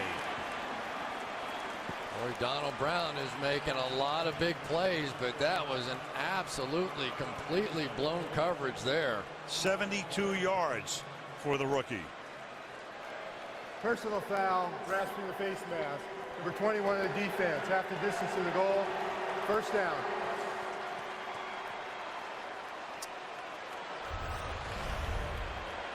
Adrian Wilson is going to come up here and jump this in route. And as soon as he does, it leaves Donald Brown with nobody around him. And it is just everybody take off. You know, you come up with a big play by Dockett and then you blow a coverage. And that hurts because you had a little momentum swinging back your way. First and goal.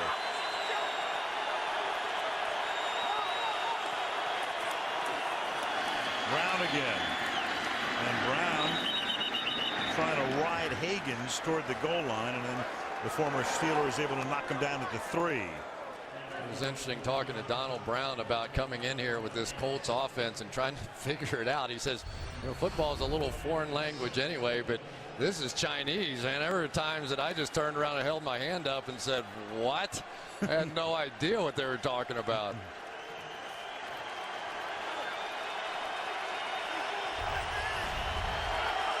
Good wrestling move right there. Second down and goal. Adai is back in the game.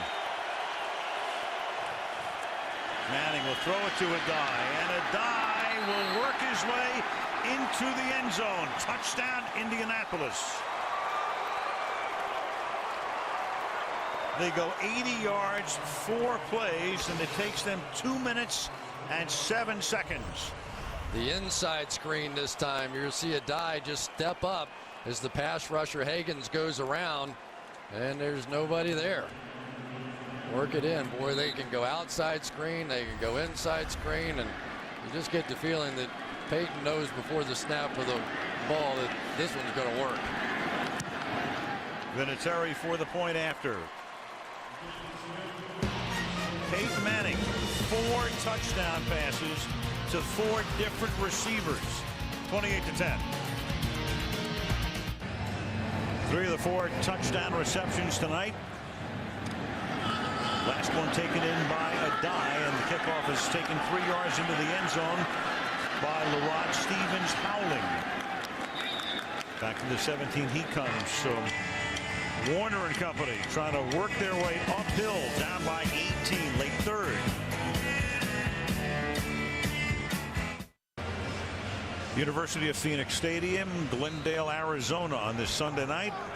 Colts come into town, lead 28-10. And Arizona needing a good drive at this point in the game with 17 minutes to play. Start from the 17-yard line. Warner, he got his shirt, and then Hightower can't hold on, and that's Dwight Freeney who grabbed him by the back of the shirt. Well, no doubt who's the MVP of this one so far, but it's not Peyton Manning. It's this guy right here, Dwight Freeney. He is just overwhelmed Mike Gandy and Arizona's offensive line. Even when you try to get a chip or some help on him, really does no good. And it's a little embarrassing. We saw it in the Super Bowl as well. James Harrison having good success against Mike Gandy, and it's tough, you know. On the other side, Levi Brown's done okay against Robert Mathis, but no match on the other side. Rare Colts blitz, and it pays off here as Hightower is stopped for a minimal gain. The Colts almost always rush 4, have 7 back in coverage, and that time they sent 5, which Warner normally likes. There's nothing he can do on that play with it. Yeah, Kurt Warner will tell you. He goes, I want him to blitz me because that leaves voids out there on the field. But when you have pass rushers like this, you only have to send 4, and when you get that kind of pressure with just 4, there aren't those kinds of holes down the field, and that's what can really frustrate Kurt Warner. 3rd down and 12.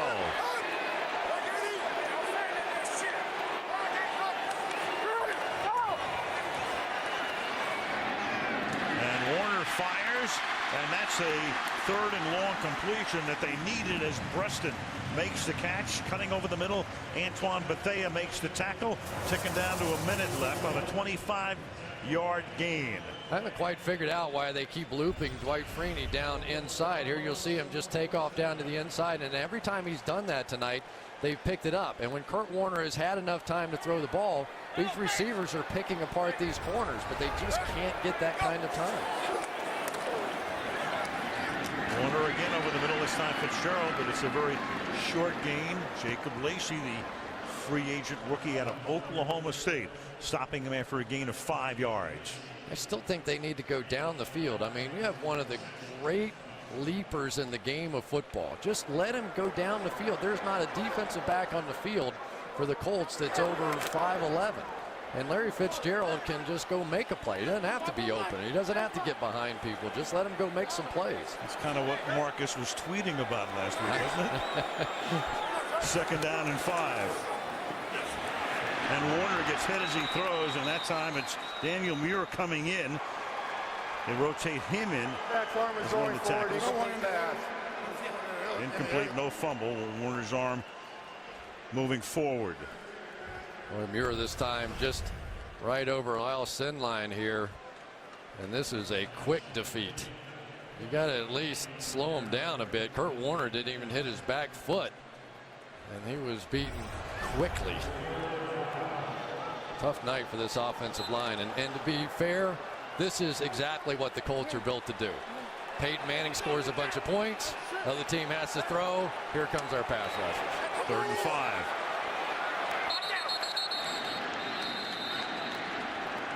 First team timeout, Arizona.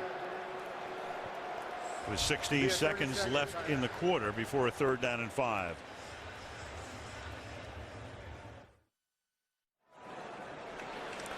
Warner's numbers in terms of completions and attempts. And he's had success over the middle, going 21 or more yards down the field. He's only thrown 4 times. I can tell you exactly how many times he's gotten time. 9. He's 9 for 11. When he's gotten the time, they've hit the plays. But I tell you, Dwight Freeney's been a nightmare for him tonight.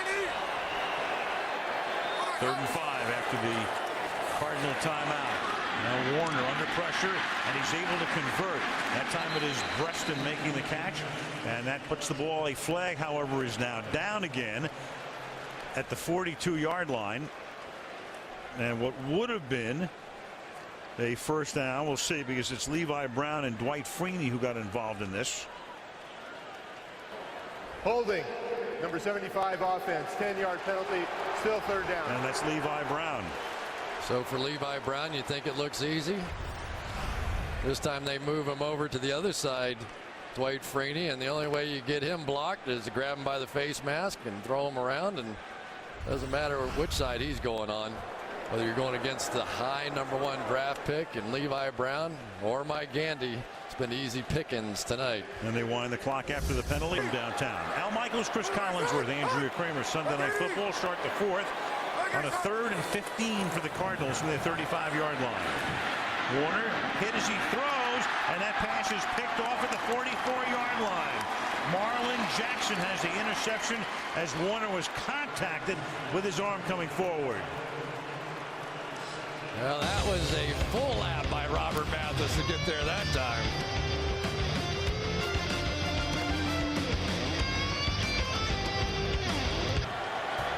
Colts have the ball at the 41-yard line. Start with a dive. Dive to the 40. Bert Berry, one-time Colt, came in with the Colts in the late 90s, making the tackle. Jim Caldwell, he watched his defense completely gassed last week in Miami. They won the game despite the defense being on the field more than 3/4 of the game. But a short week, went back to Indy, came out here, and they've been great tonight. 2nd and 9. Blitz Manning over the middle. He hits Reggie Wayne, and Wayne will take off and go out of bounds at the 18-yard line. Gain of 21 for Wayne. Joseph Adai is going to come right across here and make this blitz pickup that is going to allow Peyton Manning to step up and make that throw. Nice read there by Adai, which really set that up for Reggie Wayne. Reggie Wayne now with 5 catches for 102 yards. 1st and 10 at the 18. Quick throw outside. Garcon. And Garcon is able to ride Rogers Cromartie, and the flag comes in. The frustration showing right there because Garcon making the catch. They've been going against each other all night long. And not only does he make the catch on him, but then he rides him close to a 1st down.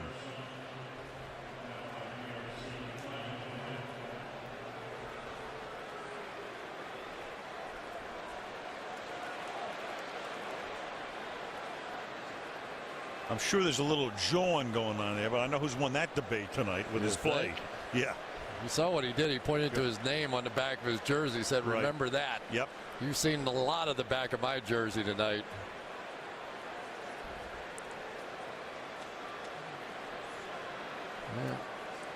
Well, we have fouls by both teams on the play.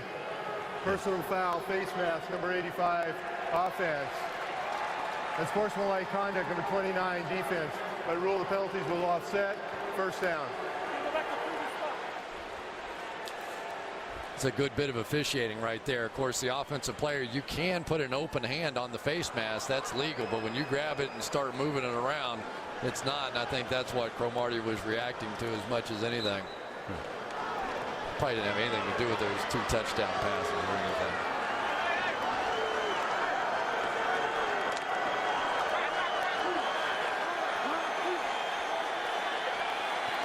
First and 10.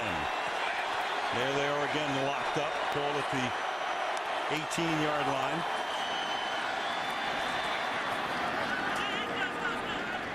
Here's a die for a gain of a couple. There's a little notch on the bottom of the C in Garcon's name. It's called the Cedilla. There it is. So do you think when Garcon was ridden out by Rogers Cromartie, he said, look at this Cedilla? But that's to make it a soft sound, so it's not Garcon, it's Garcon, so to speak, sort of. Wow. We never covered any of this in the locker room. No. Thank God. Second and 8.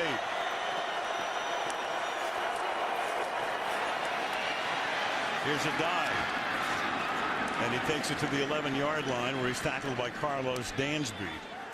You know, I really think the difference in these two teams tonight has been the ability of the Colts to rely on the running game a little bit. They're not going to overpower anybody with their running game, but they've mixed it up enough to where it's kept the pass rushers for the Cardinals honest, as opposed to the other way around, where obviously Freeney and company has just been coming after Kurt Warner. 3rd and 3.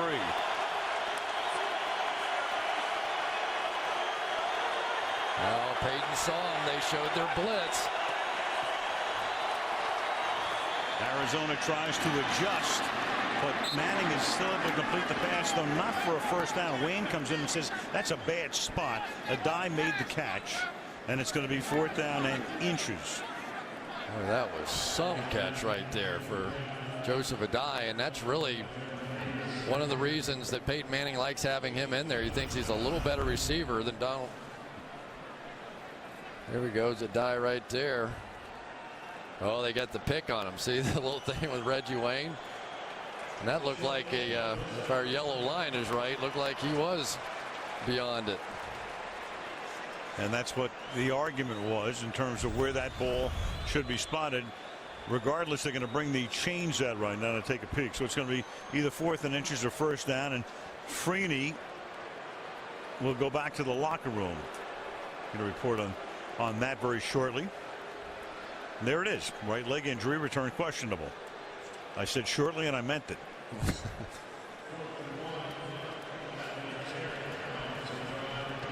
Doesn't appear to be anything that would keep him out more than about 4 hours. Meanwhile, it's a 4th down, and now Vinatieri will attempt a field goal. And this would make it a 21-point lead. This would be a 26-yard attempt. Pat McAfee, the rookie punter, to hold. And the kick is good. 21-point lead with 11.5 to go in Arizona.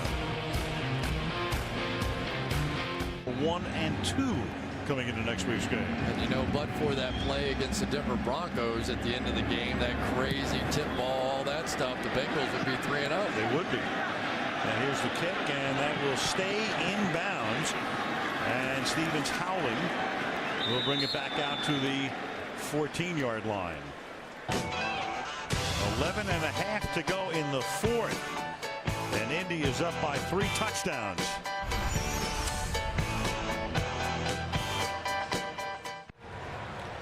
Matt Leinart won the Heisman Trophy in '04. Remember, he was picked by Arizona. By this point, you would have thought he would have been the starting quarterback, but last year Warner took over. Leinart is on the bench. Warner throws. This is Fitzgerald. He'll pick up a first down and take it up to the 31-yard line. And Arizona will now operate their offense in a hurry. Yeah, and more importantly, without Dwight Freeney on the field. So now all of a sudden you have a chance to go help against Mathis on one side and hope that Gandy can hold up on the other. Get to Dawson. Is in there with Freeney out as Warner steps up. He gets hit from behind. The arm appears to be coming forward again. And that's Robert Mathis. If it's not Freeney, it's going to be Mathis in the backfield. You know, but that protection wasn't that bad. Kurt really is holding on to the ball and trying to work something down the field. I mean, it wasn't like he just got blown by in the coverage here. Mathis on the end of the line of scrimmage, and Kurt's going to step up. And, you know, there's a little time in there, but these quick throws are being taken away. Second down and 13. And that quick throw is incomplete. Steve Bruston wants a penalty. Won't get it. Tim Jennings was there early, I think. Of course, I'm always a little one-sided on these. You know, I'm a former receiver, but Jennings got there and had a pretty good shot on him. About the same time the ball got there, but not in Kurt Warner's eyes. Come on, you're an accomplished journalist right now. Yeah, right. That ball, definitely the hit before the ball got there. Russ Grimm, assistant head coach and run game coordinator, offensive line coach, and they won't be too happy with the film. 3rd and 13. And there goes Warner getting knocked down again. Arm coming forward, and that's incomplete. And that time it's Freddie Keaho coming in. Yeah, the body shots starting to take their toll now, and we're starting to see Larry Coyer, the defensive coordinator of the Colts, being unafraid to fire a few shots here. Keaho's going to come off right over in here. Get right up the middle, and every time Kurt's arm is coming forward these days, the ball's not in it. Graham kicking, rushing from the 17-yard line. And he brings it back to the 26, and you have a penalty.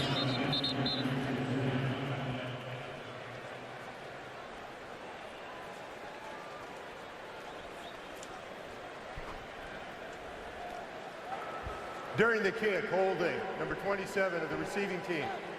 10-yard penalty, first down, timeout. Now the Colts can start thinking about using the clock. Right here on NBC. From the 9-yard line.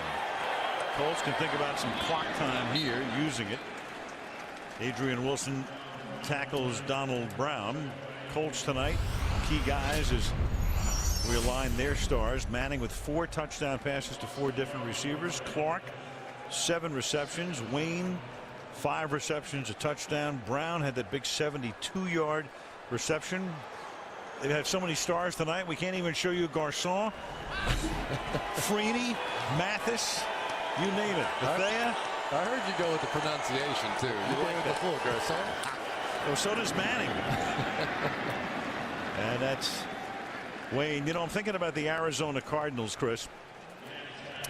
Last year, when they looked bad, they were horrendous. Oh, yeah. In fact, there was a commentator on one of the pregame shows last year who I believe called the Cardinals the worst team to ever get to the playoffs. Can you believe somebody would say that? It was Chris, and it wasn't Carter.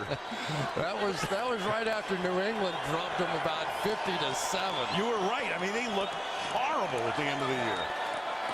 Oh boy. 3rd and 4 from the 15-yard line. Manning now throws over the middle, and that's deflected and almost intercepted. And that could have been the one way to get back in the game. Cheeky O'Keefer almost came up with it. Brian McFadden with the bat. Even when they come gift wrapped, the Arizona Cardinals can't make a play tonight. Watch this. This cannot be any easier for Cheeky O'Keefer. It has just been one of those kind of nights. You know, every once in a while you have one of those games where everything goes wrong, the fumble and the hold and the interception and the tip ball, nothing's working. Right, the fumble, the overthrow of Larry Fitzgerald was very big too. So the Colts don't take very much time off the clock. And McAfee to punt. This is Steve Preston from the 40. Tackled at the 46-yard line by Wheeler with 8:41 left in the fourth. A lot of pressure tonight on Kurt Warner, and that would figure with Freeney and Mathis. And the guys coming up through the middle with 3 sacks, 12 hits, and 4 knockdowns. So that's 19 passes on which he was contacted or had the ball batted. Doesn't it seem like more than 3 sacks? It does. I bet you Kurt's thinking the same thing. So now the ball is at the 47-yard line as they start this drive. And still they go short. This time it goes to Jeremy Urban. And he is close to a first down and goes out of bounds in Colt territory at the 43-yard line. Well, Russ Grimm's guy's not having such a great night here tonight, but he enjoyed himself at the Super Bowl. Remember that when Bruce Springsteen was playing? That was halftime. And Russ, it's such a long halftime at the Super Bowl. He did what he had to do with his guys. And then he came outside, decided, hey, why not? He just wanted to get his game plan together. He really didn't want to hear it, Bruce. Free concert, 2nd and 1. And that is Fitzgerald. And he's able to make the catch. And then he reaches out with the ball to show the official, yep, I have it. It's legit. First down. You know, it's just a 21-point game, so if they can stick one in here. You guys had one on Monday Night Football one time where it was a lot less time on the clock than this. Made up 21 points. It was an Indianapolis-Tampa Bay game, in fact. 21 points in about 4 minutes. Now Warner throws, and that pass is incomplete, and Kurt looking for Steve Preston on the play. Yeah, they are just completely on the wrong page. You could see Preston, they were talking to Urban at the end of the play, and he did some kind of a hand signal, and Urban went, no, that wasn't what the play was. And so they're just making mistakes of all kinds tonight. Protection's starting to hold up a little better, though. 2nd and 10. No Freeney in the game. That's one reason. And that pass is taken by Preston at about the 28-yard line. And they're going to give him a pretty good spot here. That's close enough to a first down, and in fact is a first down. Gain of 10. There's been no shortage of yardage in this game. It's just the mistakes down around the goal line that Arizona's made that really has been the difference. Indy with 473 total yards, and Arizona 335. 1st and 10 at the 26. Warner under pressure again. That pass is incomplete. Intended for Urban.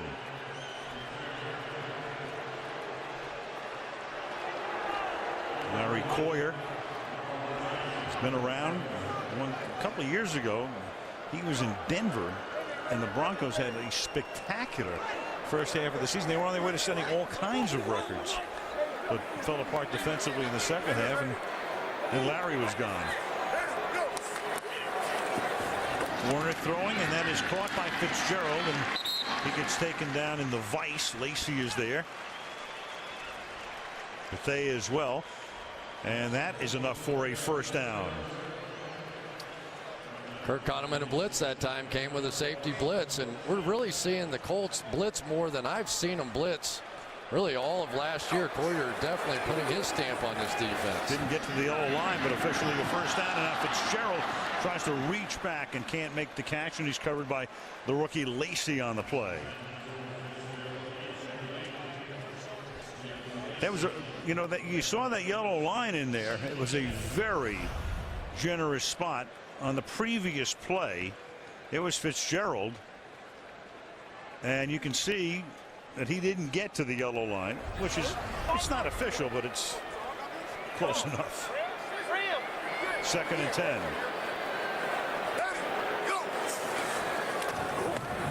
Blitz. Warner throws, and that's incomplete, and Bolden looks back. Bolden was going to the outside, and the pass was behind him.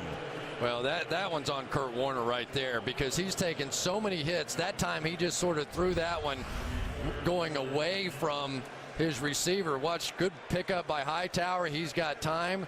and Kurt just doesn't set his feet. He thinks he's going to get hit again and panicked a little bit. You know, been on this offensive line for the most part, but that one was on Kurt. Now 3rd and 10.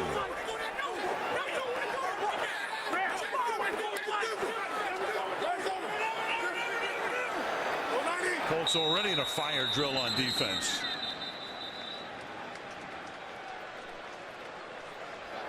Delay of game offense, 5-yard penalty, still 3rd down. You know, all that crazy stuff going on defensively kind of threw off Kurt. You know, he sit there and started watching what they were doing and forgot about the play clock. Right.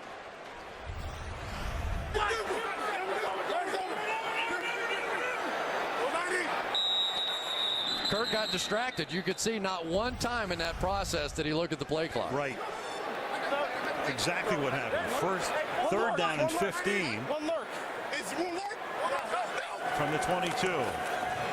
4-man rush, pressure again. Warner throws a wobbly ball, and that's no good. And 4th down coming up. Well, you could hear him saying one lurk out there, which means that we're going to have a safety lurking in the middle of the field. Listen.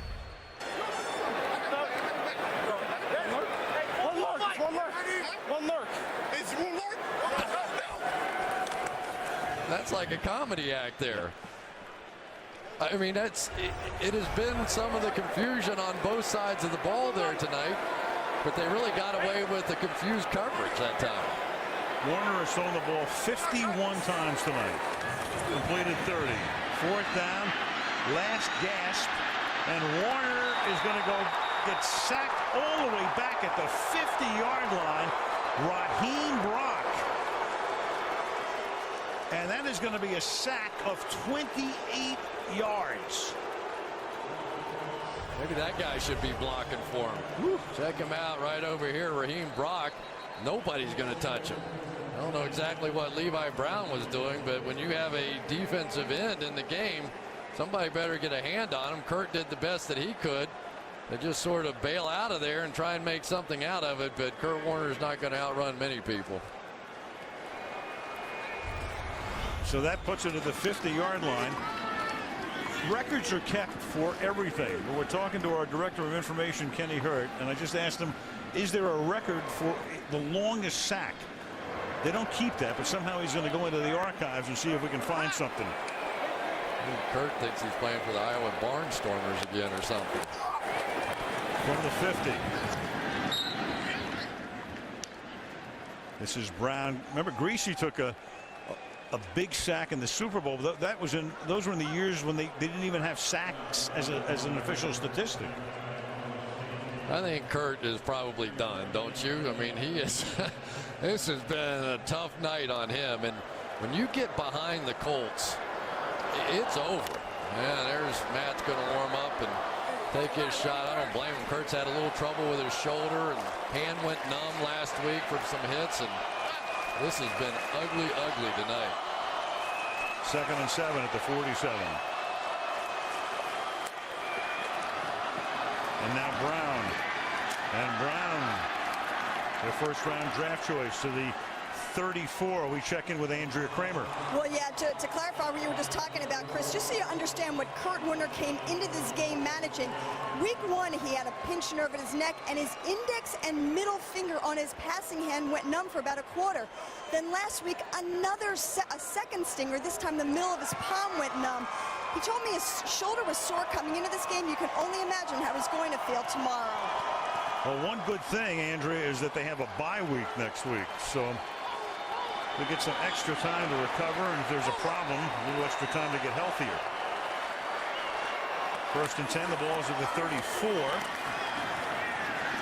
And Brown is stopped at the line of scrimmage. I'll tell you, they've been having a tough time putting together drives tonight, but you didn't have any trouble driving on the Leno show the other night, did you? Oh, come on now. Clean course. You look like Kurt Warner. You're a little disgusted there at the end of that. Like I'm doing off-road racing there. This is Donald Brown to the 28-yard line. That's a phony timing system because Drew Barrymore holds the record. I mean, she has the fastest time. You know, you just got to be careful. You're firing a couple shots here tonight. I've always got a couple in the back room myself. You know, we just have to see how this game's going to play out. We were talking about this guy last year who said he thought the Cardinals were the worst playoff team ever. But he had originally thought that the Jets and the Giants, like in mid-November, were going to go to the Super Bowl. How'd they do? I'm going to have to dig in my well one more time here. This could get ugly. This is where we go when we have a 21-point game. We're not used to this. 3rd down and 4. Brown. And the flag is thrown. Donald Brown's a good-looking kid, isn't he? Holding. Bright kid. 47 the offense. The penalty will be declined. 4th down. You know, the other thing that we haven't hit on tonight, Beanie Wells, with all his fumbling last week, you could tell that Ken Wisenhunt just didn't trust him tonight. He was drafted to be the big back, the guy that could convert some of those short yardages plays, and yet when they got down on the goal line or key situations, they did not put him in the game. I don't think they trust him yet after those fumbles. And the irony is that by not trusting him, that meant they went with Hightower. And if there was one key play early in the game that turned the tide, it was that Hightower fumble that was recovered by Indianapolis at the 5-yard line. So instead of perhaps Arizona taking a 10-0 lead, Manning got the ball and went 95 yards. And Indy hasn't looked back. 4th and 8.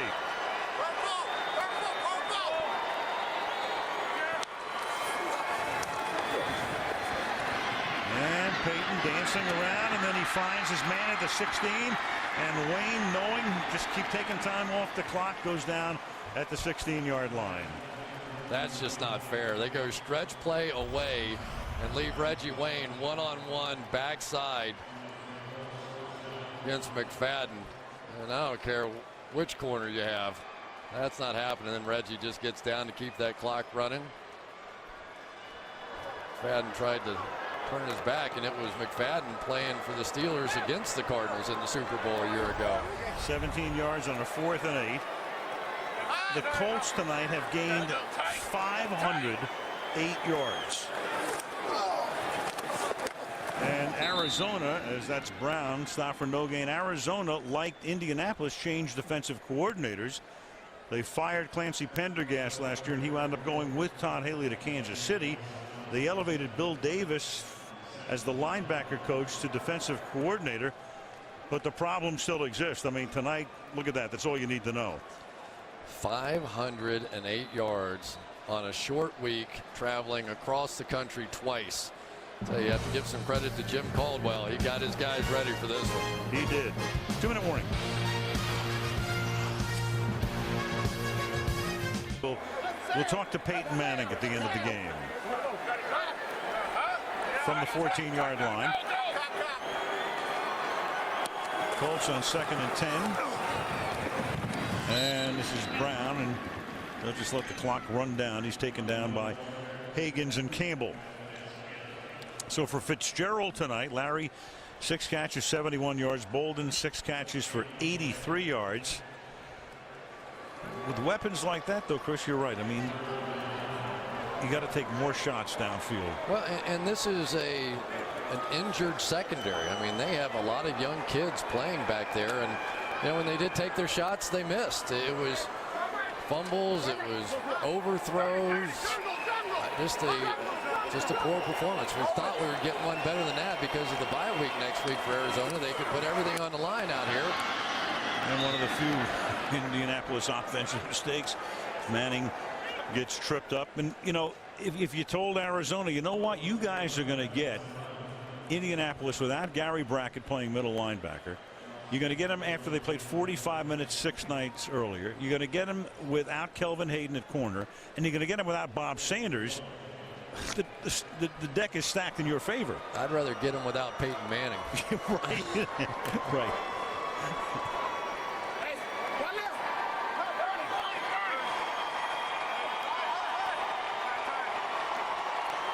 So it's 4th and 13, and they'll run a play here. And then it'll be Arizona's ball.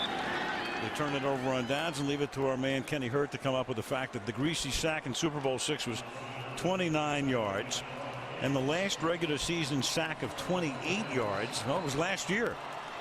And it was Tavares Jackson of Minnesota. You see Matt Leinart over there laughing. He's saying, now, wait a minute. Now I get to play one play. You want me to take a knee? Come on. Yeah. I'm throwing this one down the field. I'm going to show you what happens if you throw one up to Larry Fitzgerald.